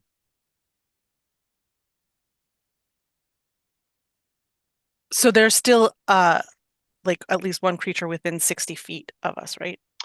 Yes, there are Okay. 3 still. I want to pick one that's well, are they all are they on Catherine, or they're all heading towards her at this moment? There's about 30 feet separating them. Yeah. Okay. Yeah. I'll just pick the one on the left for randomness sake. So what you guys see all of a sudden from like out of nowhere, these kind of shimmering, almost iridescent, they almost look like the mother of pearl kind of thing. They've got this like white and purple and blue, and but they're also very transparent. But they one flies from where I am, and if now look, you can see, oh, boom, there I am. And I am flinging basically a throwing dagger at one. Where's my thing to hit? To hit. And I was hidden, so I have advantage. Is that correct? Yes. Perfect. Well, that's shitty. I just rolled 5 on both of them. So DC 12 is what I hit. What were you trying to do? I was trying to hit. Oh, you're using an attack. Their armor class is 15. Yeah, so I missed them, right? Bonus action, I will use my other hand to fling one more. Oh my God, that's a nat 1. So let's just not today. So As 2 of them go flying by and we don't hit nothing. They I just think it's disappear. because at this time when you jump out, Dort. Oh fuck! You're here? What are you doing here? Bastard. So that was my bonus action. I think maybe I'll come up. I will come close, stand over his body, maybe give him a little kick in the ass because I don't like him as I do it. I step up. So I'm assuming he's like, I don't know, 10, 15 feet away from where I was. And I run towards, because, you know, Alistair is also there, but I'll run towards them and I will take one stride too much so that I do actually kick him in the ass. So I do actually kick these. Okay.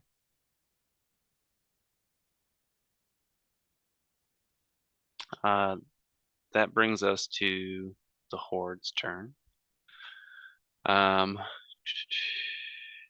They're going to close. They're going to close the gap with you, Kate. You are the closest one that they can get to. Very good.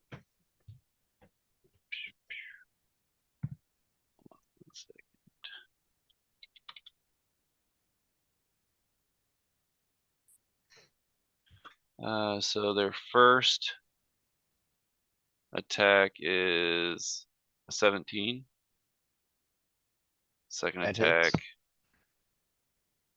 13. Does not hit.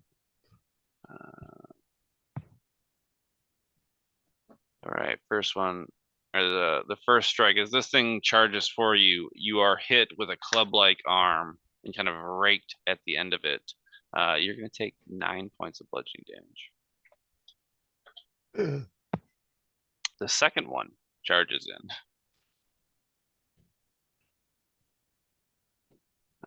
You rolled an 11 for the first one. This is 25 for the second. definitely hits. 8 points of bludgeoning damage. And then finally, the third charges in as you are mauled by these three undead. 15 to hit. Nope. And dirty 20. Yes. 10 points bludgeoning damage. That one hurt.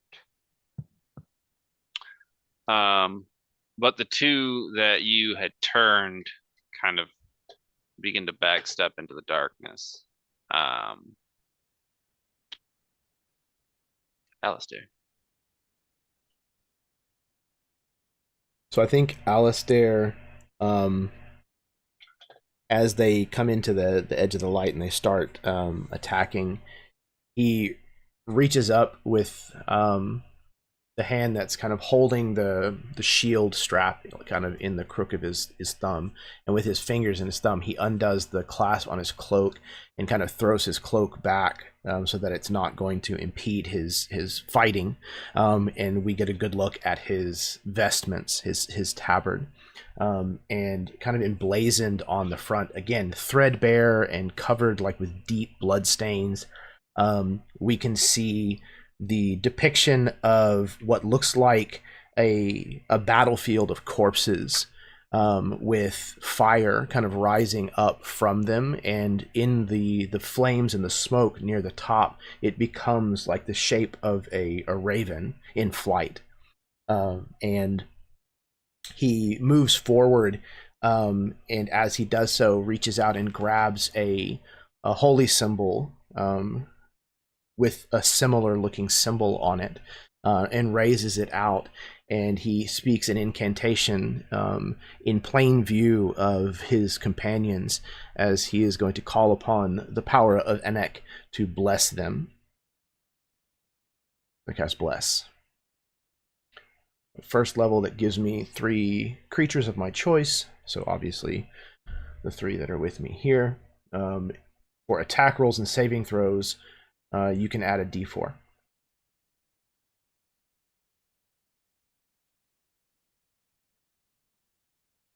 That's my action. For bonus action, I don't think I have...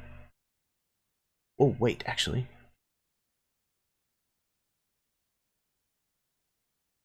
Hell yeah. In addition, he also takes Hugh and slams it down into the snow at his feet. And as he does so, there's like a rift of green glow that kind of like moves out through the snow in the ground away from where he struck. And then out from the ground comes what looks like a soldier who's like missing like most of his like left side, but in his right hand he is wielding an axe that's not too terribly dissimilar from Hugh, as I cast spiritual weapon as well.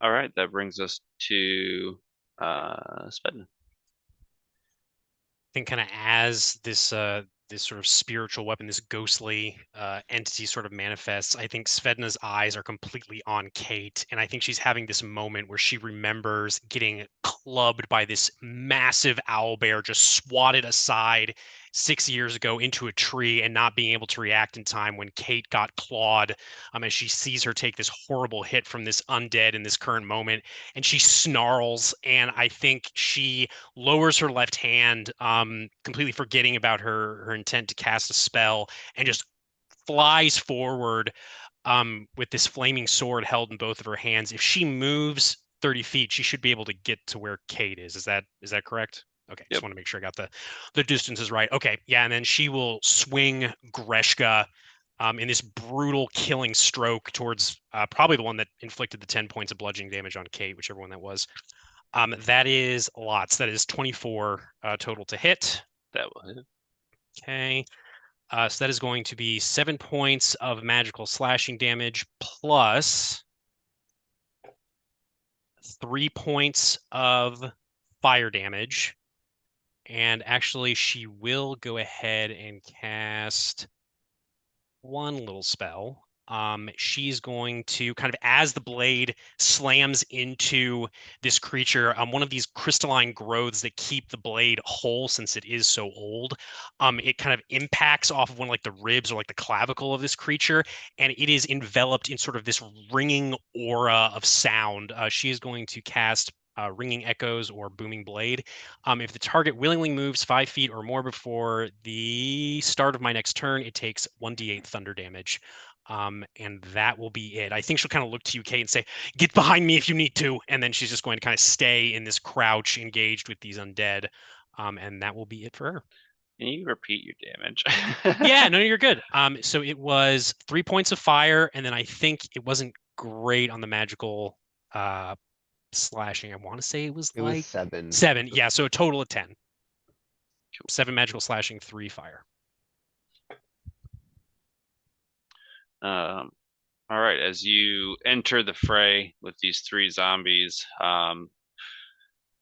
Alistair and Leitung, where you've kind of like stayed back. Leitung, Dort is trying to leave. He is going to disengage and dash away. Of course, he is a fucking coward.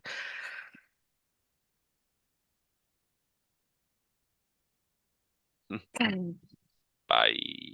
Yeah, I'm not doing anything. I'm not gonna just peace out, dude. So that brings us to the top of the round. Kate, you stand slightly behind, or I'm sorry.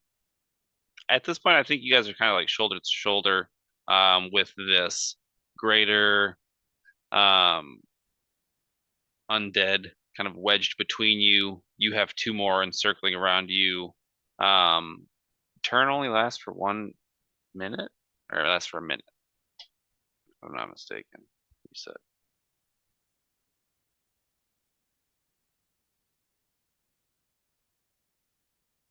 Anyway, they're running. They're fleeing.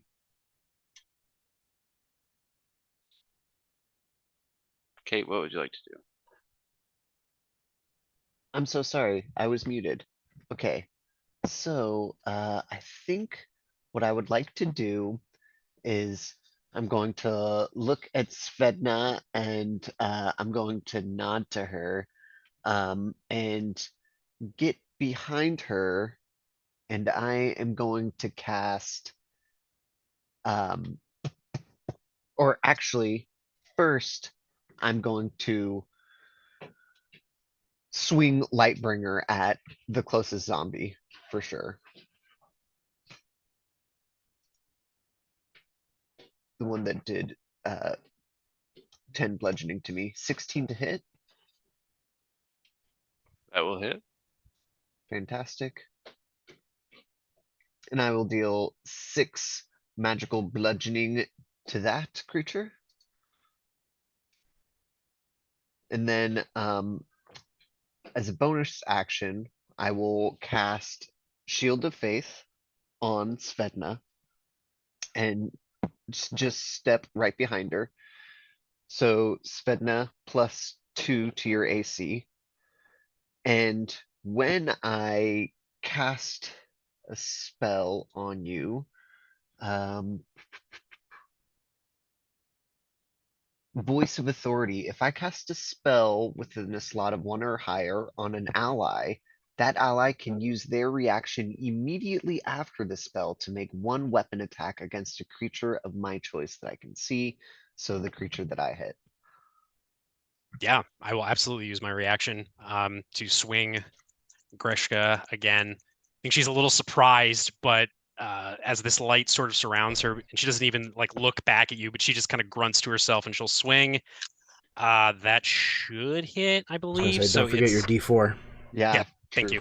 you. So that is a 16 plus 3, so that's 19 total to hit. As she kind of swings, I think more to like a disemboweling strike, such as it is. That is terrible. So that's 5 points of magical slashing plus.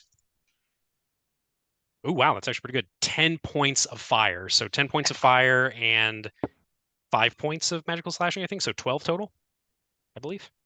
No. How much did you do, Philip? I did 6.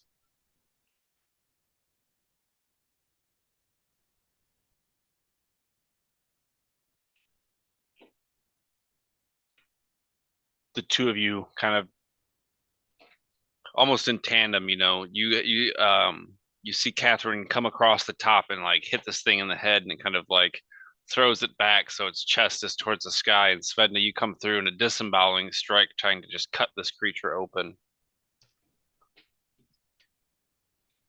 Now that you're closer, you see that this person is like a farmer. No one of importance. Was a farmer.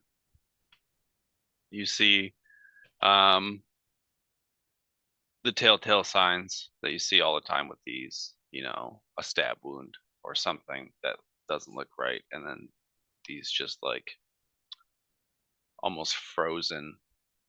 You can almost hear them like cracking as they move. But that brings us to Laytongue if Kate's done. So there's a couple other ones that are kind of on Svedna and Catherine, right? Yes. Yeah, I'm going to attempt to again hit one of the ones that are on them. So, Alistair, you see Laytongue throw her hand back and then fling it forward as if she was like throwing something.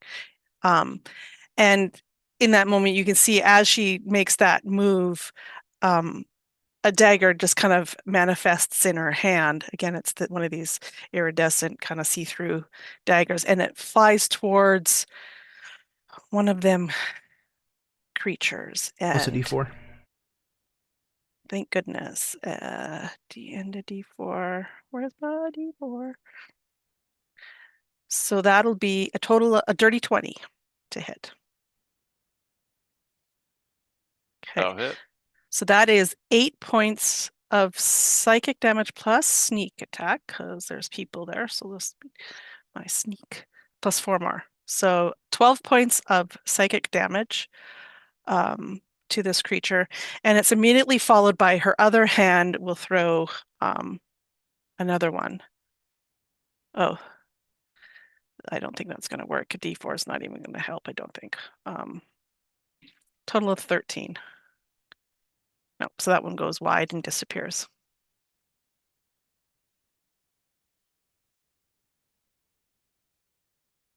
Would you like to move at all? No, No, I think I'm fine standing by Alistair. Then it's going to bring us to the horde. The one that is pincered between the two of you, Svedna and Catherine. He is going to attack you, Svedna. You're very lucky. It was on a 20 and it rolled to a 2. So 9 total. Imagine it's Catherine's shield that kind of rebuffs it, causes it to bounce back. Second one is a 17 hit. So that will meet. However, Svedna is going to kind of snap up that left hand, and this little buckler of red crystal kind of just congeals from the crystalline growths on her palm. She's going to cast Shield, which is going to bump her AC up to 22.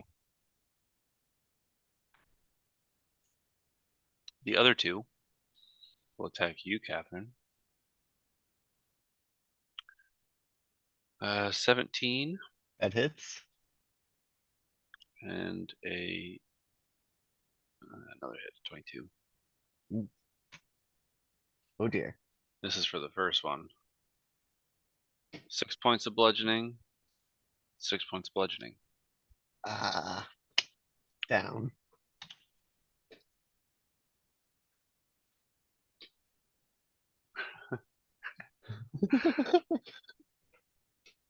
The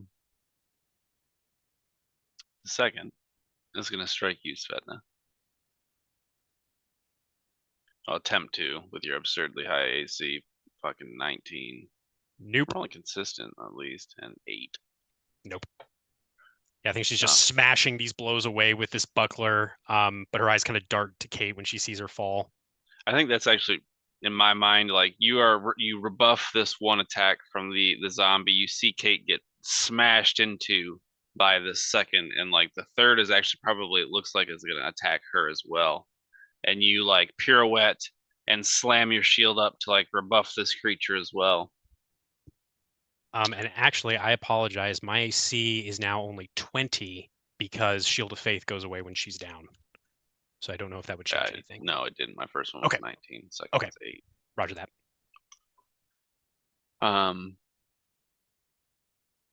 Kate's down. Alistair. I don't currently have any of these that are closed with me, correct? Correct. You're 30 feet away. Okay. I think without even really thinking about it, he just falls into old patterns of behavior. And he immediately trudges forward to where Kate has fallen. And kind of like drops down to his knees without like thinking of like the pain and like how much time it might take to recover from something like this. And puts his hand over her back, where she's kind of lying on the ground, and closes his eyes for just a moment. Again, picturing all of the damage that has been done, that he's witnessed, that he's helped recover people from, when it was not someone's time to go to Enek. And he is going to cast Cure Wounds on her at 3rd level. So that's going to be 3d8 plus 5. However, because I am a Grave Domain Cleric, I restore maximum possible HP on each die instead of rolling with healing spells to a creature with 0 HP. So you gain 29 hit points. That was fucking sick. That's what I do. High.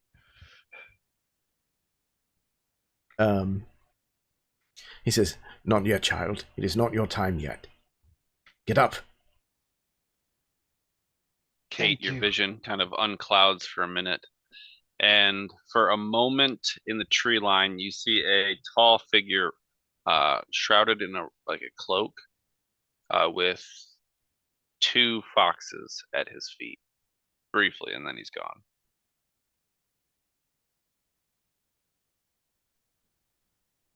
Alistair, is there anything else you'd like to do? Spiritual weapon. Oh yes, I forgot spiritual weapon. I forgot it first turn too. As he's busy doing that, this this soldier who's like missing half of his body, this kind of spiritual form holding this axe, wheels around on one of the undead, and is going to swing at it. I rolled a 1. So I don't think that's going to do. I think it's what, plus my wisdom modifier? No, yeah. Like a 6. Valiant effort. It tried. It did its best. Svedna. I think after kind of seeing Alistair bring Kate up, I think she doesn't even pay attention to the miss of the spiritual weapon. I think she immediately turns her attention back to the undead. Every blow is just this brutal killing stroke, something that she learned to do during the years she spent ferrying people out of the Rotwood as everything just went to hell there. So she's going to swing Greshka in this kind of like overhead decapitating blow towards whichever undead is nearest and still up. That is 22 plus lots. So Plus lots. plus lots. This bless, Yes. man, between bless and the fact this is my hex and pact weapon is fucking bonkers. All right, so we have 8 points of magical slashing damage. Okay. And 3 points of fire damage. So 11 total.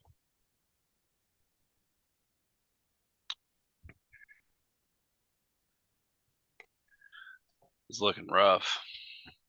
Yeah, and I think if she can, she'll kind of move as much as possible so that she's kind of in the middle of the number of undead that are kind of crowding around us at this point, trying to get out in front of everybody else. So that ideally she is the first thing that these creatures have to come after. And that is going to end her turn. You only get 1 attack. Yeah, so yes. I am a warlock paladin, but the Oh. yeah. Roger that. All right. That brings us to the top of the round. Kate, you had fallen. And now you stand once more. You, from my back, looking up and seeing Alistair, and then looking beyond and seeing that his power and divinity came from this hooded figure with 2 foxes in the tree line. I kind of shake my head a moment, light restored, and I stand up. I will, am I still within touching range of Svedna? Yes. Okay. I will, stand up and cast on Svedna, resistance to bludgeoning. So Svedna, you get, when you take damage of bludgeoning before the spell ends, you can reduce the total damage by a d4. And then by casting a spell on you, you get to take that reaction to attack someone. That is a creature. very cool ability. Real quick, resistance, is that like a one-time use thing, or does it just keep going as long as you're It's concentrating on the for- spell? It's for as long as I have concentration for a minute. Okay, understood. Okay, then yes, I will use my reaction to swing Greshka again. Ooh, that might actually miss potentially. That is a 12. So yeah, that's gonna miss. And did you add bless, the d4? I did. Yeah, I got a 7, a 3, and a 2. Worth a shot. And then I can only hold concentration on 1 spell, so sorry, Svedna, that was really a cantrip to try No, to you're get good. you to attack again, and now I will, as a bonus action, cast spiritual weapon also. So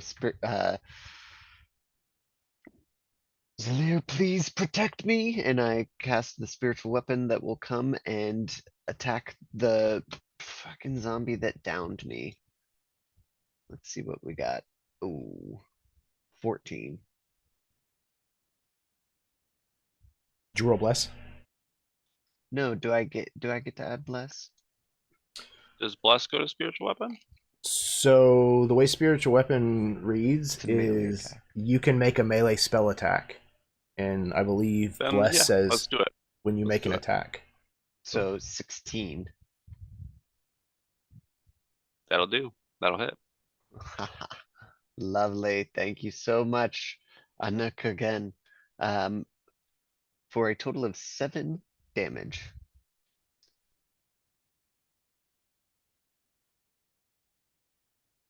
And that is, what kind of damage is it? Force damage. Lay tongue. I am going to attack the one that Svedna is not attacking. So one of the creatures on the two of them that are she's not actively attacking. And I will fling one of these daggers again. I should, as you're all there, and you can kind of feel them as they go by. Ooh. Okay, and D4. That's maybe 14. Misses, right? Okay. So Do you remember the close. bless? Yeah, I got a 1 on the Okay. blast. So bonus action, other hand. Okay, that's a 19 plus the D4. So what is it? So a dirty 20 again.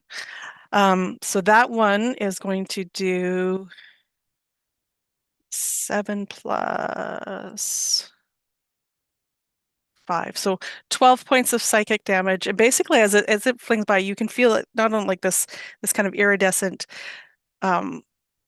knife is, you can almost see it. It's like it's hot searing water is what it feels like as it goes by. And so when it hits the creature, it's like this lancing pain in its brain as it's burnt from the inside.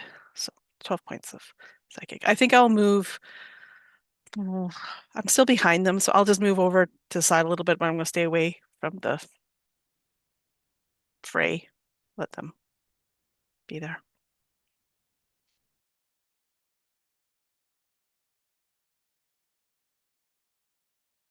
That brings us to the undead. I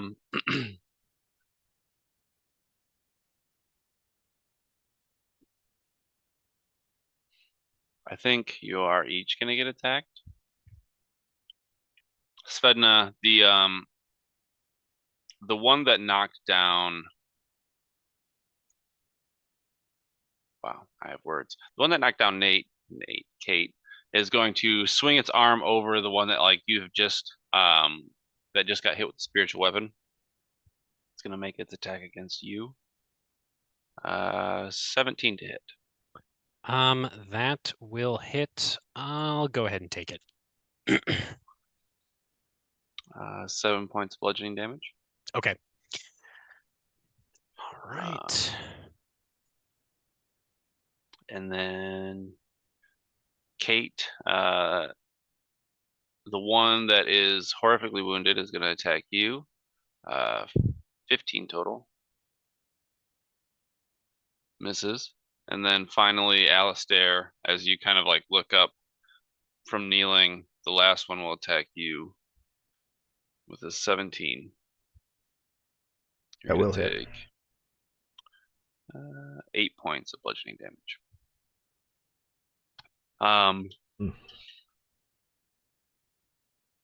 It doesn't escape any of you at this point. There are more. They're not right here, but you can hear them. And even the two that you have thrust back into the woods and away from you, like they will go somewhere. And it is only a matter of time. That brings us to Alistair. I think Alistair kind of confirms this by kind of like looking up at this lantern and seeing that it's kind of like glowing, maybe even a little brighter than it was before. Again, I'm sure that it doesn't necessarily intensify the more that there are, but just for narrative's sake, something about the way that it's sputtering or flickering, he knows deep within his gut that there are more and more of these things out there. The one that closed with him I don't.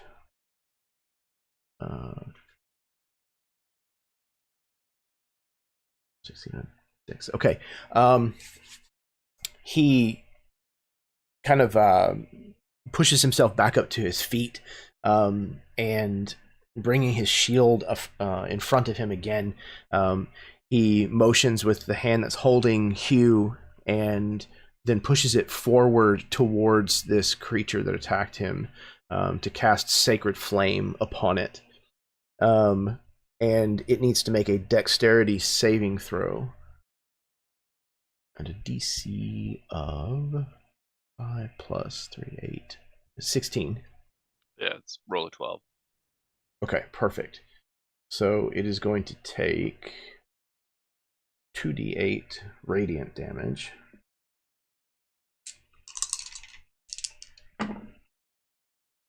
Six and 5, 11 points of radiant.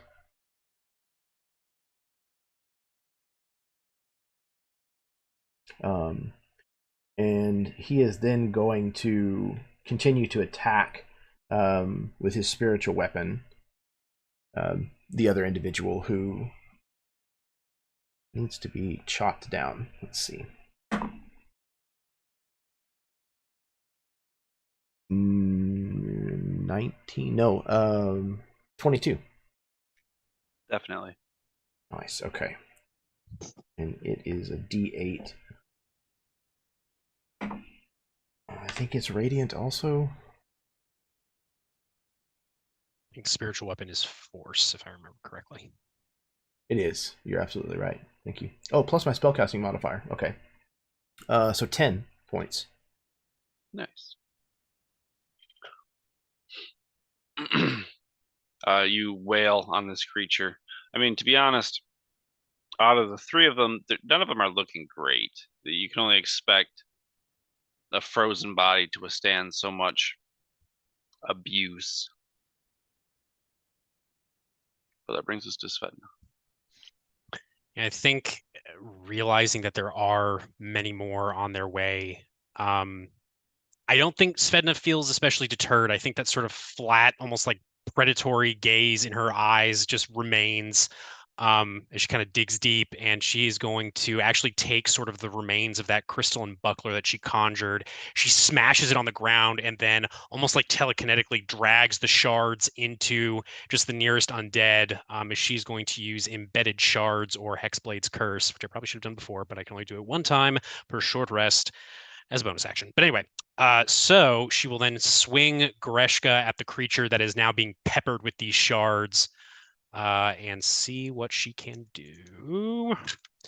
That is 20 lots. So first of all, it's going to take 3 points of magical damage from the Hexblade's Curse. And then, so I'm going to write this down so I can remember. So 3. And then max damage on the sword, which is 10 points of magical slashing damage. And an additional 6 points of fire. That is a total of 19 points of damage. As I imagine, she just skewers this thing, twists it, and tries to ignite it from within as best she can. So this is not the one that you and Kate had been abusing. This is like the one next to it that had also taken some damage. But how do you want to do this? Nice. Yeah, I think as she sort of stabs this creature and twists, she looks up into this rotting face, and I think for just a brief moment, there's some sort of memory that sort of overlaps it, and she briefly sees that it has no head. And it's garbed in maybe like you said, like a farmer's clothes.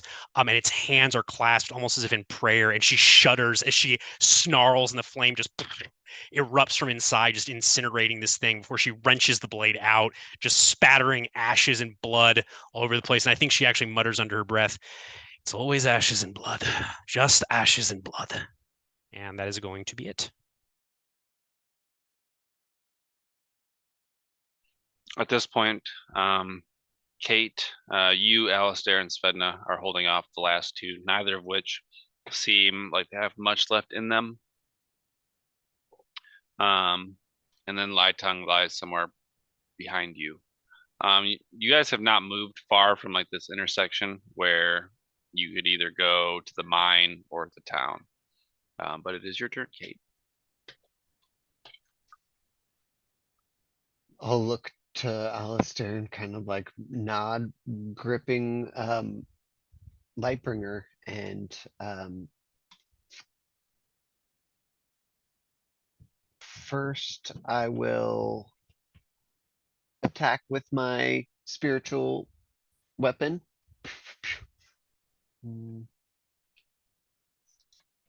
That is, sorry, where is that? There it is. 13. I don't think that hits. 13 Then does not. I'm gonna go ahead and cast Guiding Bolt on one of them. After I miss, just trying to get these creatures away. Yeah, nat 20. Do you want to do it on the one that was nearly dead from you and Svedna, or the one that is looking a little fresher than the other? The freshest of the fresh.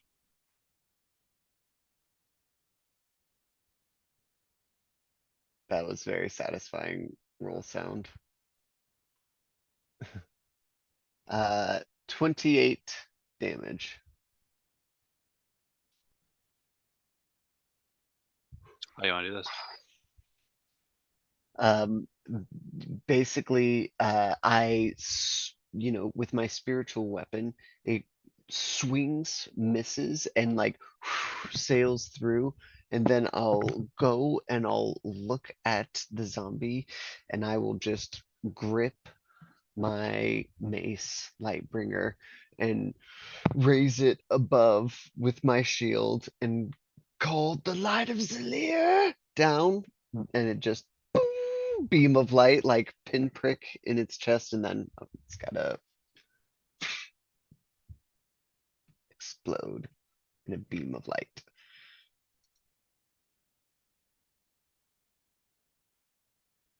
We need to get out of here.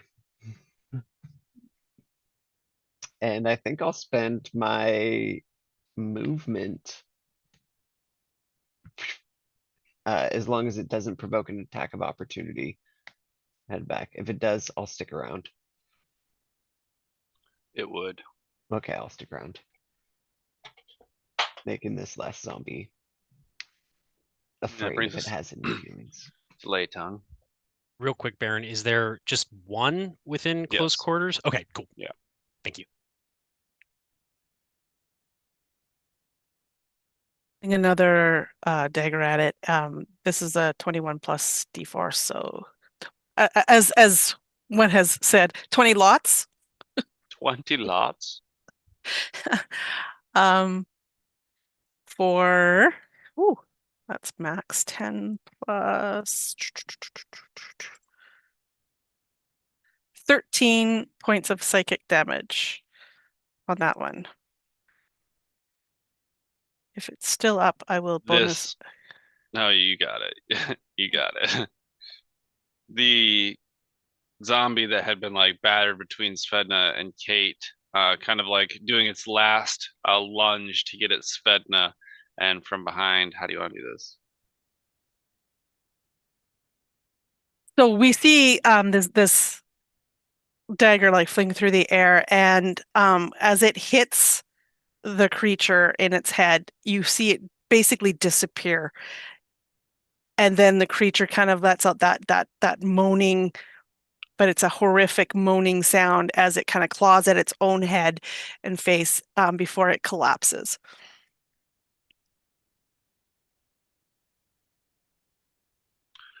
And we are out of combat. I think Alistair says, "Do we fight on? Or do we return to town?" We fight on. I think we can't let these creatures just wander back to Drift. Svedna, you are aware that there are probably more of a wave within the woods moving north, and then what's just down the trail. Okay, and where is Drift in relation to us right now? I think is it south? So like no, Or- Drift is north. Okay. So like this wave of zombies ushered in by whatever reason is now moving north. So fighting on wouldn't necessarily stop them. Is I guess more or less what I want you to be aware. Gotcha. Would she know of like, because this is like mostly like a forested kind of area, is that correct? Or- Yes. Okay. Are there any like ravines or valleys or anything between here and Drift? Because I know we've been traveling for 2 hours ish. So the mines are only about like 30 minutes outside of town. I think It's she's trying to. Drift Go ahead. is 2 hours from like the camp up in the mountains, just because it's so difficult to get to. Gotcha. Yeah, I think she's trying to think of any sort of like landmarks that could be used to maybe corral the undead between here and Drift. Would she be able to think of anything? Maybe something that Tom has showed her in the past? Or is there not really anything? You could probably corral them into the crevasse where this temple is. The temple being. The hot springs temple that has been Oh, okay. featured by Lady Isadora. Okay. Yeah, I think she would mention that to the others. She would say, I want to fight on. I want to kill these creatures, destroy every single one of them, but we need to stop them from moving north towards Drift. If we can find some way to drive them back, maybe into the mines, into this temple, it might be easier to pick them off. And so just to be specific, the temple and mines Mhm. are not the same. So they are connected within the Mhm. mountain.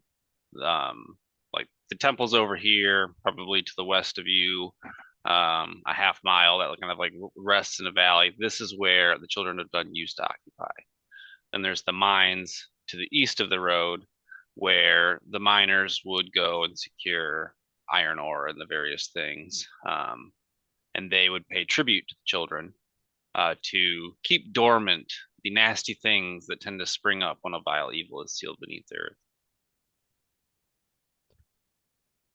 I mean, that's my suggestion. We try to drive them towards Lead the them. temple. Lead them to the front door where that woman's men can take care of them. In theory, yes. Lady Isadora would definitely have a regiment of Knights Solar there to keep you guys out. There are armored knights there. They know how to fight. Perhaps it is time that they test their mettle. All right. I think that's fine. Kate? And if we have to choose between the village and the hot springs, I say let's push them to the hot springs. All right. And I think Svedna will actually launch off and start flying towards the direction of the horde. Now, before you leave, But it'd have been before you even You're went good. into the air. At this crossroads, you are at a fork. To the northwest is Drift. To the east is the mines where you would get in for this child, presumably within the process of some sort of ritual. You would have to make a choice going one way or the other. Who would be saved? I think more or less now is the time for that choice to be made. Do you protect the town?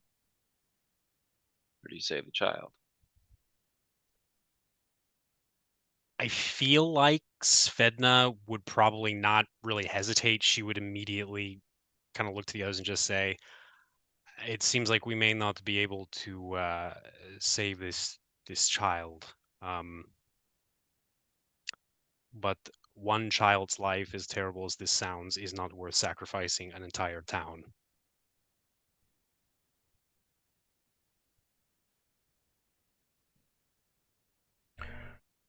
I think Alistair looks at Lei Tung, and he says again, is this something that you would choose for someone else? This life? One child's life is not worth a whole town dying. Don't just say that because I said that, Lei Tung. I will not make this choice for you. Is that actually how you feel? I don't think she's looking at you. She's looking at Alistair right in the eyes when she's saying this. He nods with like a pit of like despair, like deep within his gut, and he says, "Then we should head to the town as my vote as well."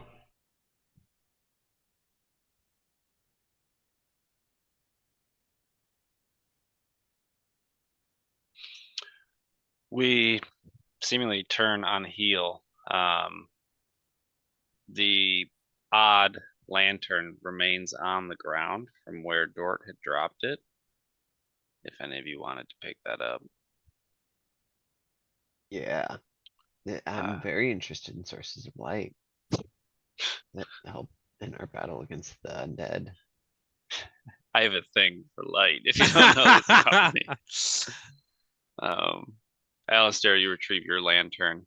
And I almost picture like the last entirety of the battle probably was just like bathed in this silver light that flushed out all the color and just left like a gray scale over everything.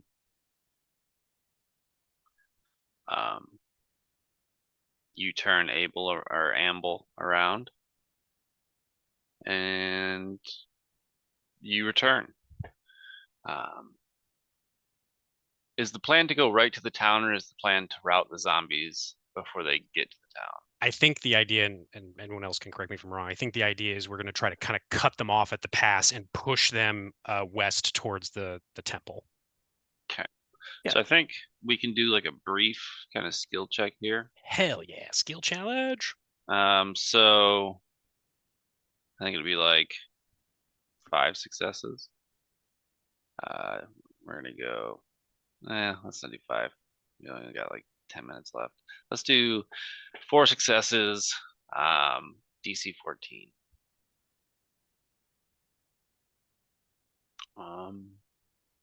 Doubling up on a skill will cause it to be a disadvantage. If anyone can feel free to start as you guys kind of rush into the trees, ready for a holy war, a war with death itself, or the lack thereof, I guess.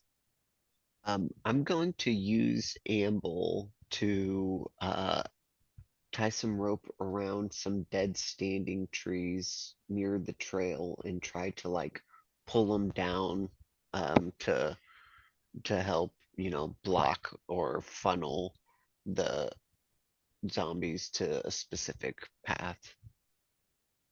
Sure. Can I use animal handling to try and have Amble pull? This is the first animal handling check I've had of 2025, so it's probably the only one I'll get. 14. That's what you needed. Amble! MVP. You managed to kind of like route. There's plenty of trees that have fallen. Probably even some that have like broken from the weight of the snow coming down. You're able to position those to kind of like funnel them off the trail and into the woods again. I would like to use my stealth to like disappear and then appear in an area to draw them towards me, like, and then disappear and appear again somewhere else to draw them there, and just kind of continually to do that in and out, trying to hopefully pull them and cause them to follow me for Sure. ways. Dirty 20. It's the other kind of 20. You basically like are kiting these zombies, getting a larger and larger group. Now that you're kind of like getting a perimeter around the town to the north and pushing down towards the temple, you're getting an idea of how much there are, and there could be hundreds. At least 2 for every person in this town, including people not present that are either in the camp or down here at the temple. thankfully, the temple is a funnel point, and a dozen men could hold off for days if necessary, as these creatures would be trapped within the canyon. But Svedna or Alistair. I'll go ahead and go. I think kind of as the dead are starting to kind of move in that westerly direction, I think Svedna the whole time is just having like flashes of the time she spent in the Rotwood and just seeing all of the horrors that the Headless One's presence release inflicted on these people. And she is adamant that this will not happen here. This will not happen again. So I think she actually goes over to any sort of like loose rocks and debris and grabs like the biggest ones she can carry, and attempts to kind of fly up and almost like just dropping these bombs on these undead, just sort of moving them further and further west. If any try to break off, she just drops like a small boulder on them. I will use athletics, if possible. That is a natural 1. I think you actually like incidentally set off like a set of small avalanches. And I'm not gonna punish you too bad for natural 1. But there is a moment where I'll let you describe it. What happens where you feel like you almost succumb to your own tactics? I think again, it's this moment where maybe she like swooped low to grab a boulder, and she got a little too close to the horde. And as she does, she sees that one of them doesn't have a head. And I think there's this brief like flashback that we get where we see Svedna, maybe a few years younger, stepping into this isolated village on the outskirts of the Rotwood, a place that not even big enough to deserve a name. It's just a little spit on the map. And the entire village square is just filled with every single resident. They have all been arranged with rocks and stones so that they are kneeling, their hands clasped as if in prayer. Some of them have fallen over with time, but every single one of them is missing their heads.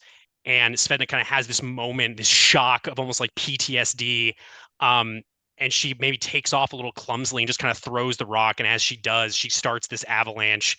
And she's too low to the ground still. She has to flap her wings furiously to regain altitude, which she manages to do so, but it's not as effective as she would have wanted. And she's breathing hard and visibly sweating as she's flying through the air. All right, Alistair. So I think Alistair is using what he has observed of these creatures in the last 7 years or so, fighting his way here.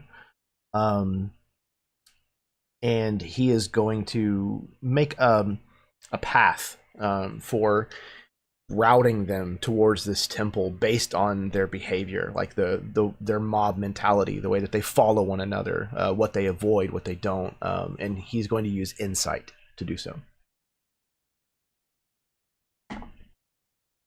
It is a 22. All right, you are able to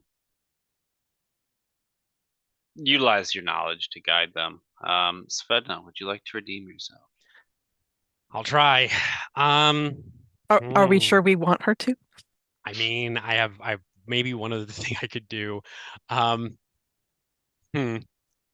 So I think kind of seeing that this seems to mostly be working, I think she's going to try persuasion. I think she's going to kind of mimic Lei Tung and just kind of like move in front of these undead and be like, come here, you fuckers, and just try to get them to follow her, kind of kicking up some snow as she flies away.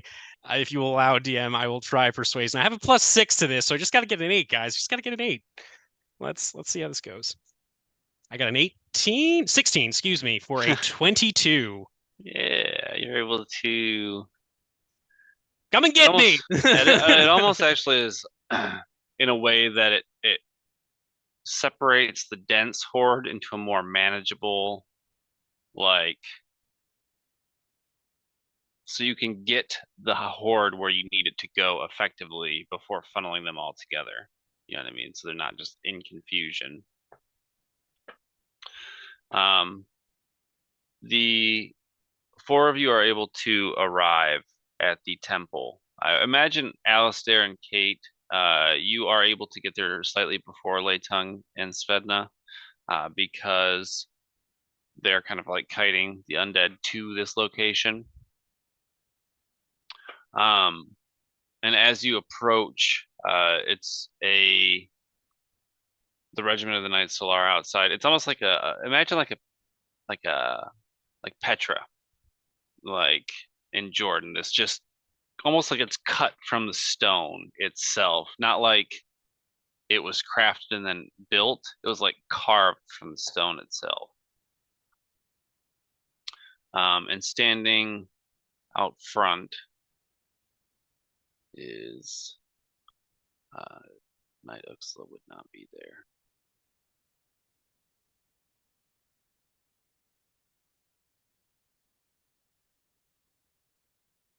I don't know if any of them that you had met would have been there. We see just the standard regiment. There's probably like 20 soldiers. They're up on like upper areas. One rides out to meet you. He has like chestnut hair, brown eyes. He has like a goatee, kind of like oiled and coiffed. Wears the emblem of the Knights Solar, the iron ring with the flame within. So Dema, Gate, what are you doing here? The temple is Raise off the alarm. Raise the alarm. Rouse everyone you have, every blade. He like There's a looks horde up. approaching. You heard him! Rally! Rally! By the light of Zalir! By the light of Zalir! In a fervor, they begin to kind of mobilize. Svedna and Alistair, Svedna and Leitung, you arrive shortly thereafter. And there is a moment at the end where you kind of all reconvene here at the door where this knight breaks away. And Kate, you turn.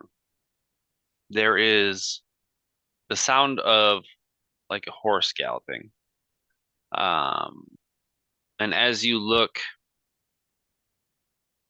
almost leading the horde, a horse the color of ash, eyes like flame,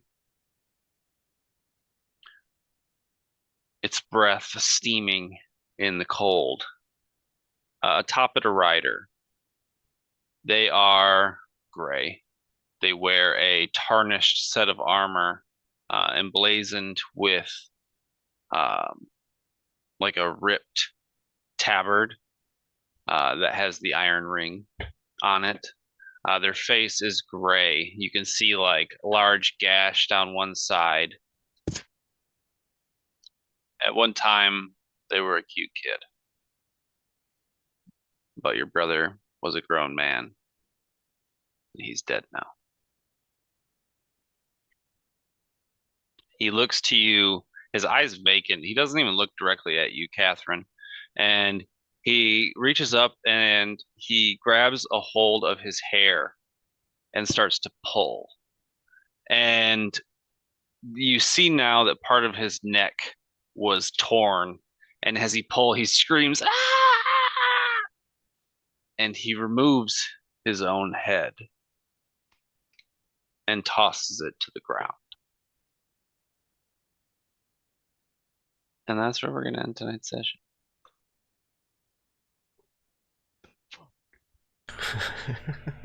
Wow. So thank you, everybody, for... God damn. Fantastic. Holy shit.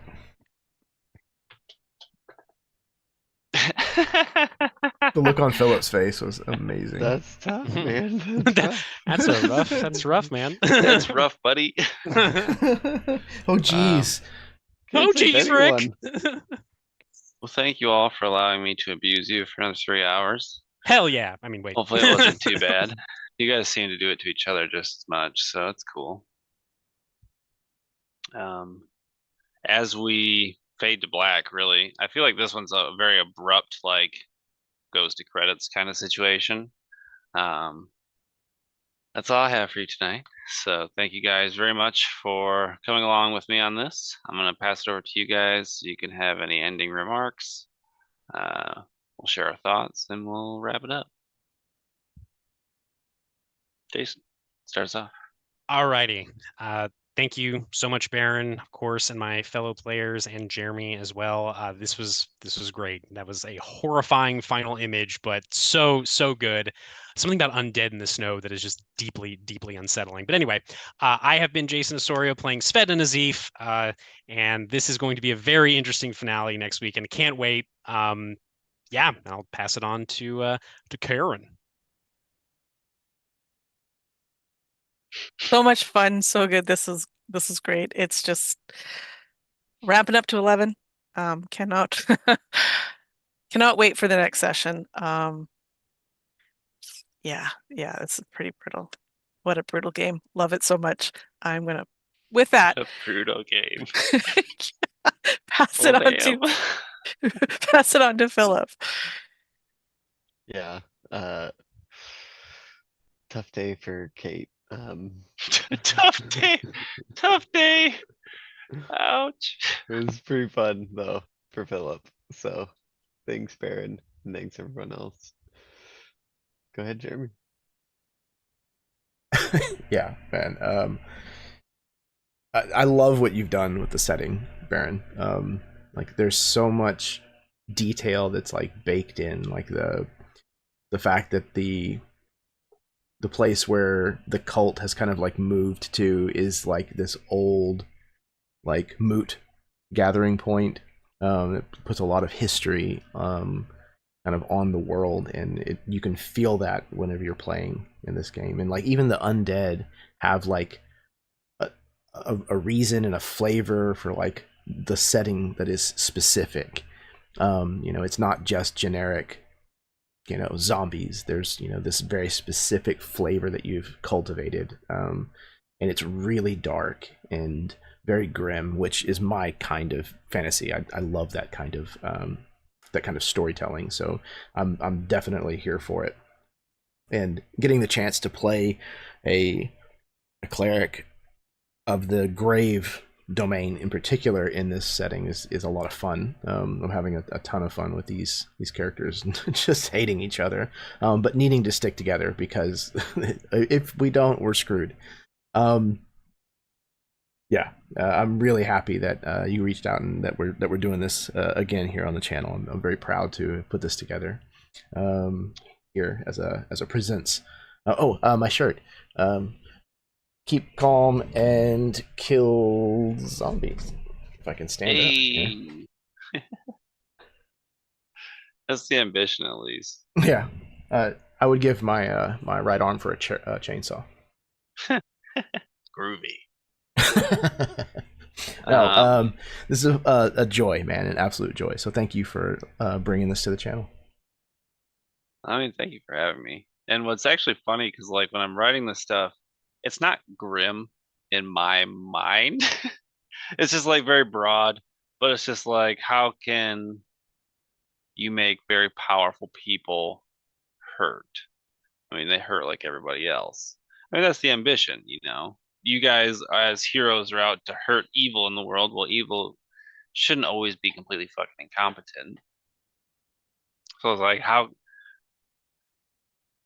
can I hurt you? You're gonna hurt my stuff. But the Driftmoot thing was actually, I don't remember who it was, but that was one of the locations that I had asked y'all for, just as like inspiration for stuff. I don't remember who it was, but I was like, just looking through the notes of everything we talked about in the session 0, and it's like, haven't used this, haven't used this, haven't used this. We managed to get through quite a bit of the session 0 stuff in 2 sessions, and I feel like that has built us the ramp to like plateau at our finale. And I was thinking about this, I think last week Jeremy said, how quickly we wrapped into our own problems, and like how that's a part of this. I mean, that being like the focal point of my story, which I truly love to do, It's like if the problem, or if the story's about you guys, the problem has to be about you guys. So, you know, if you, I appreciate you guys because you give me so much to do that with. You're like, here's another thing to hurt me with. I have family. Here's my pets. Here's my hobbies. Definitely not saying you're the problem. I'm saying you're the gift. So thank you guys again. But if we don't have anything else, Jeremy, if you'd like to sign us out. Absolutely. My pleasure. So yeah, what else? Yeah, be kind, everybody. It's a free action to be kind, and I get the feeling that at least here in the States that this week that all of us are gonna need it. So, yeah, be nice. Cool. We'll be here next Sunday with chapter 3 or session 3 of this game, which will be the finale? ? I believe so. Should be. I would hope so. Yeah, and then I think we've got Evermore this coming week, I believe.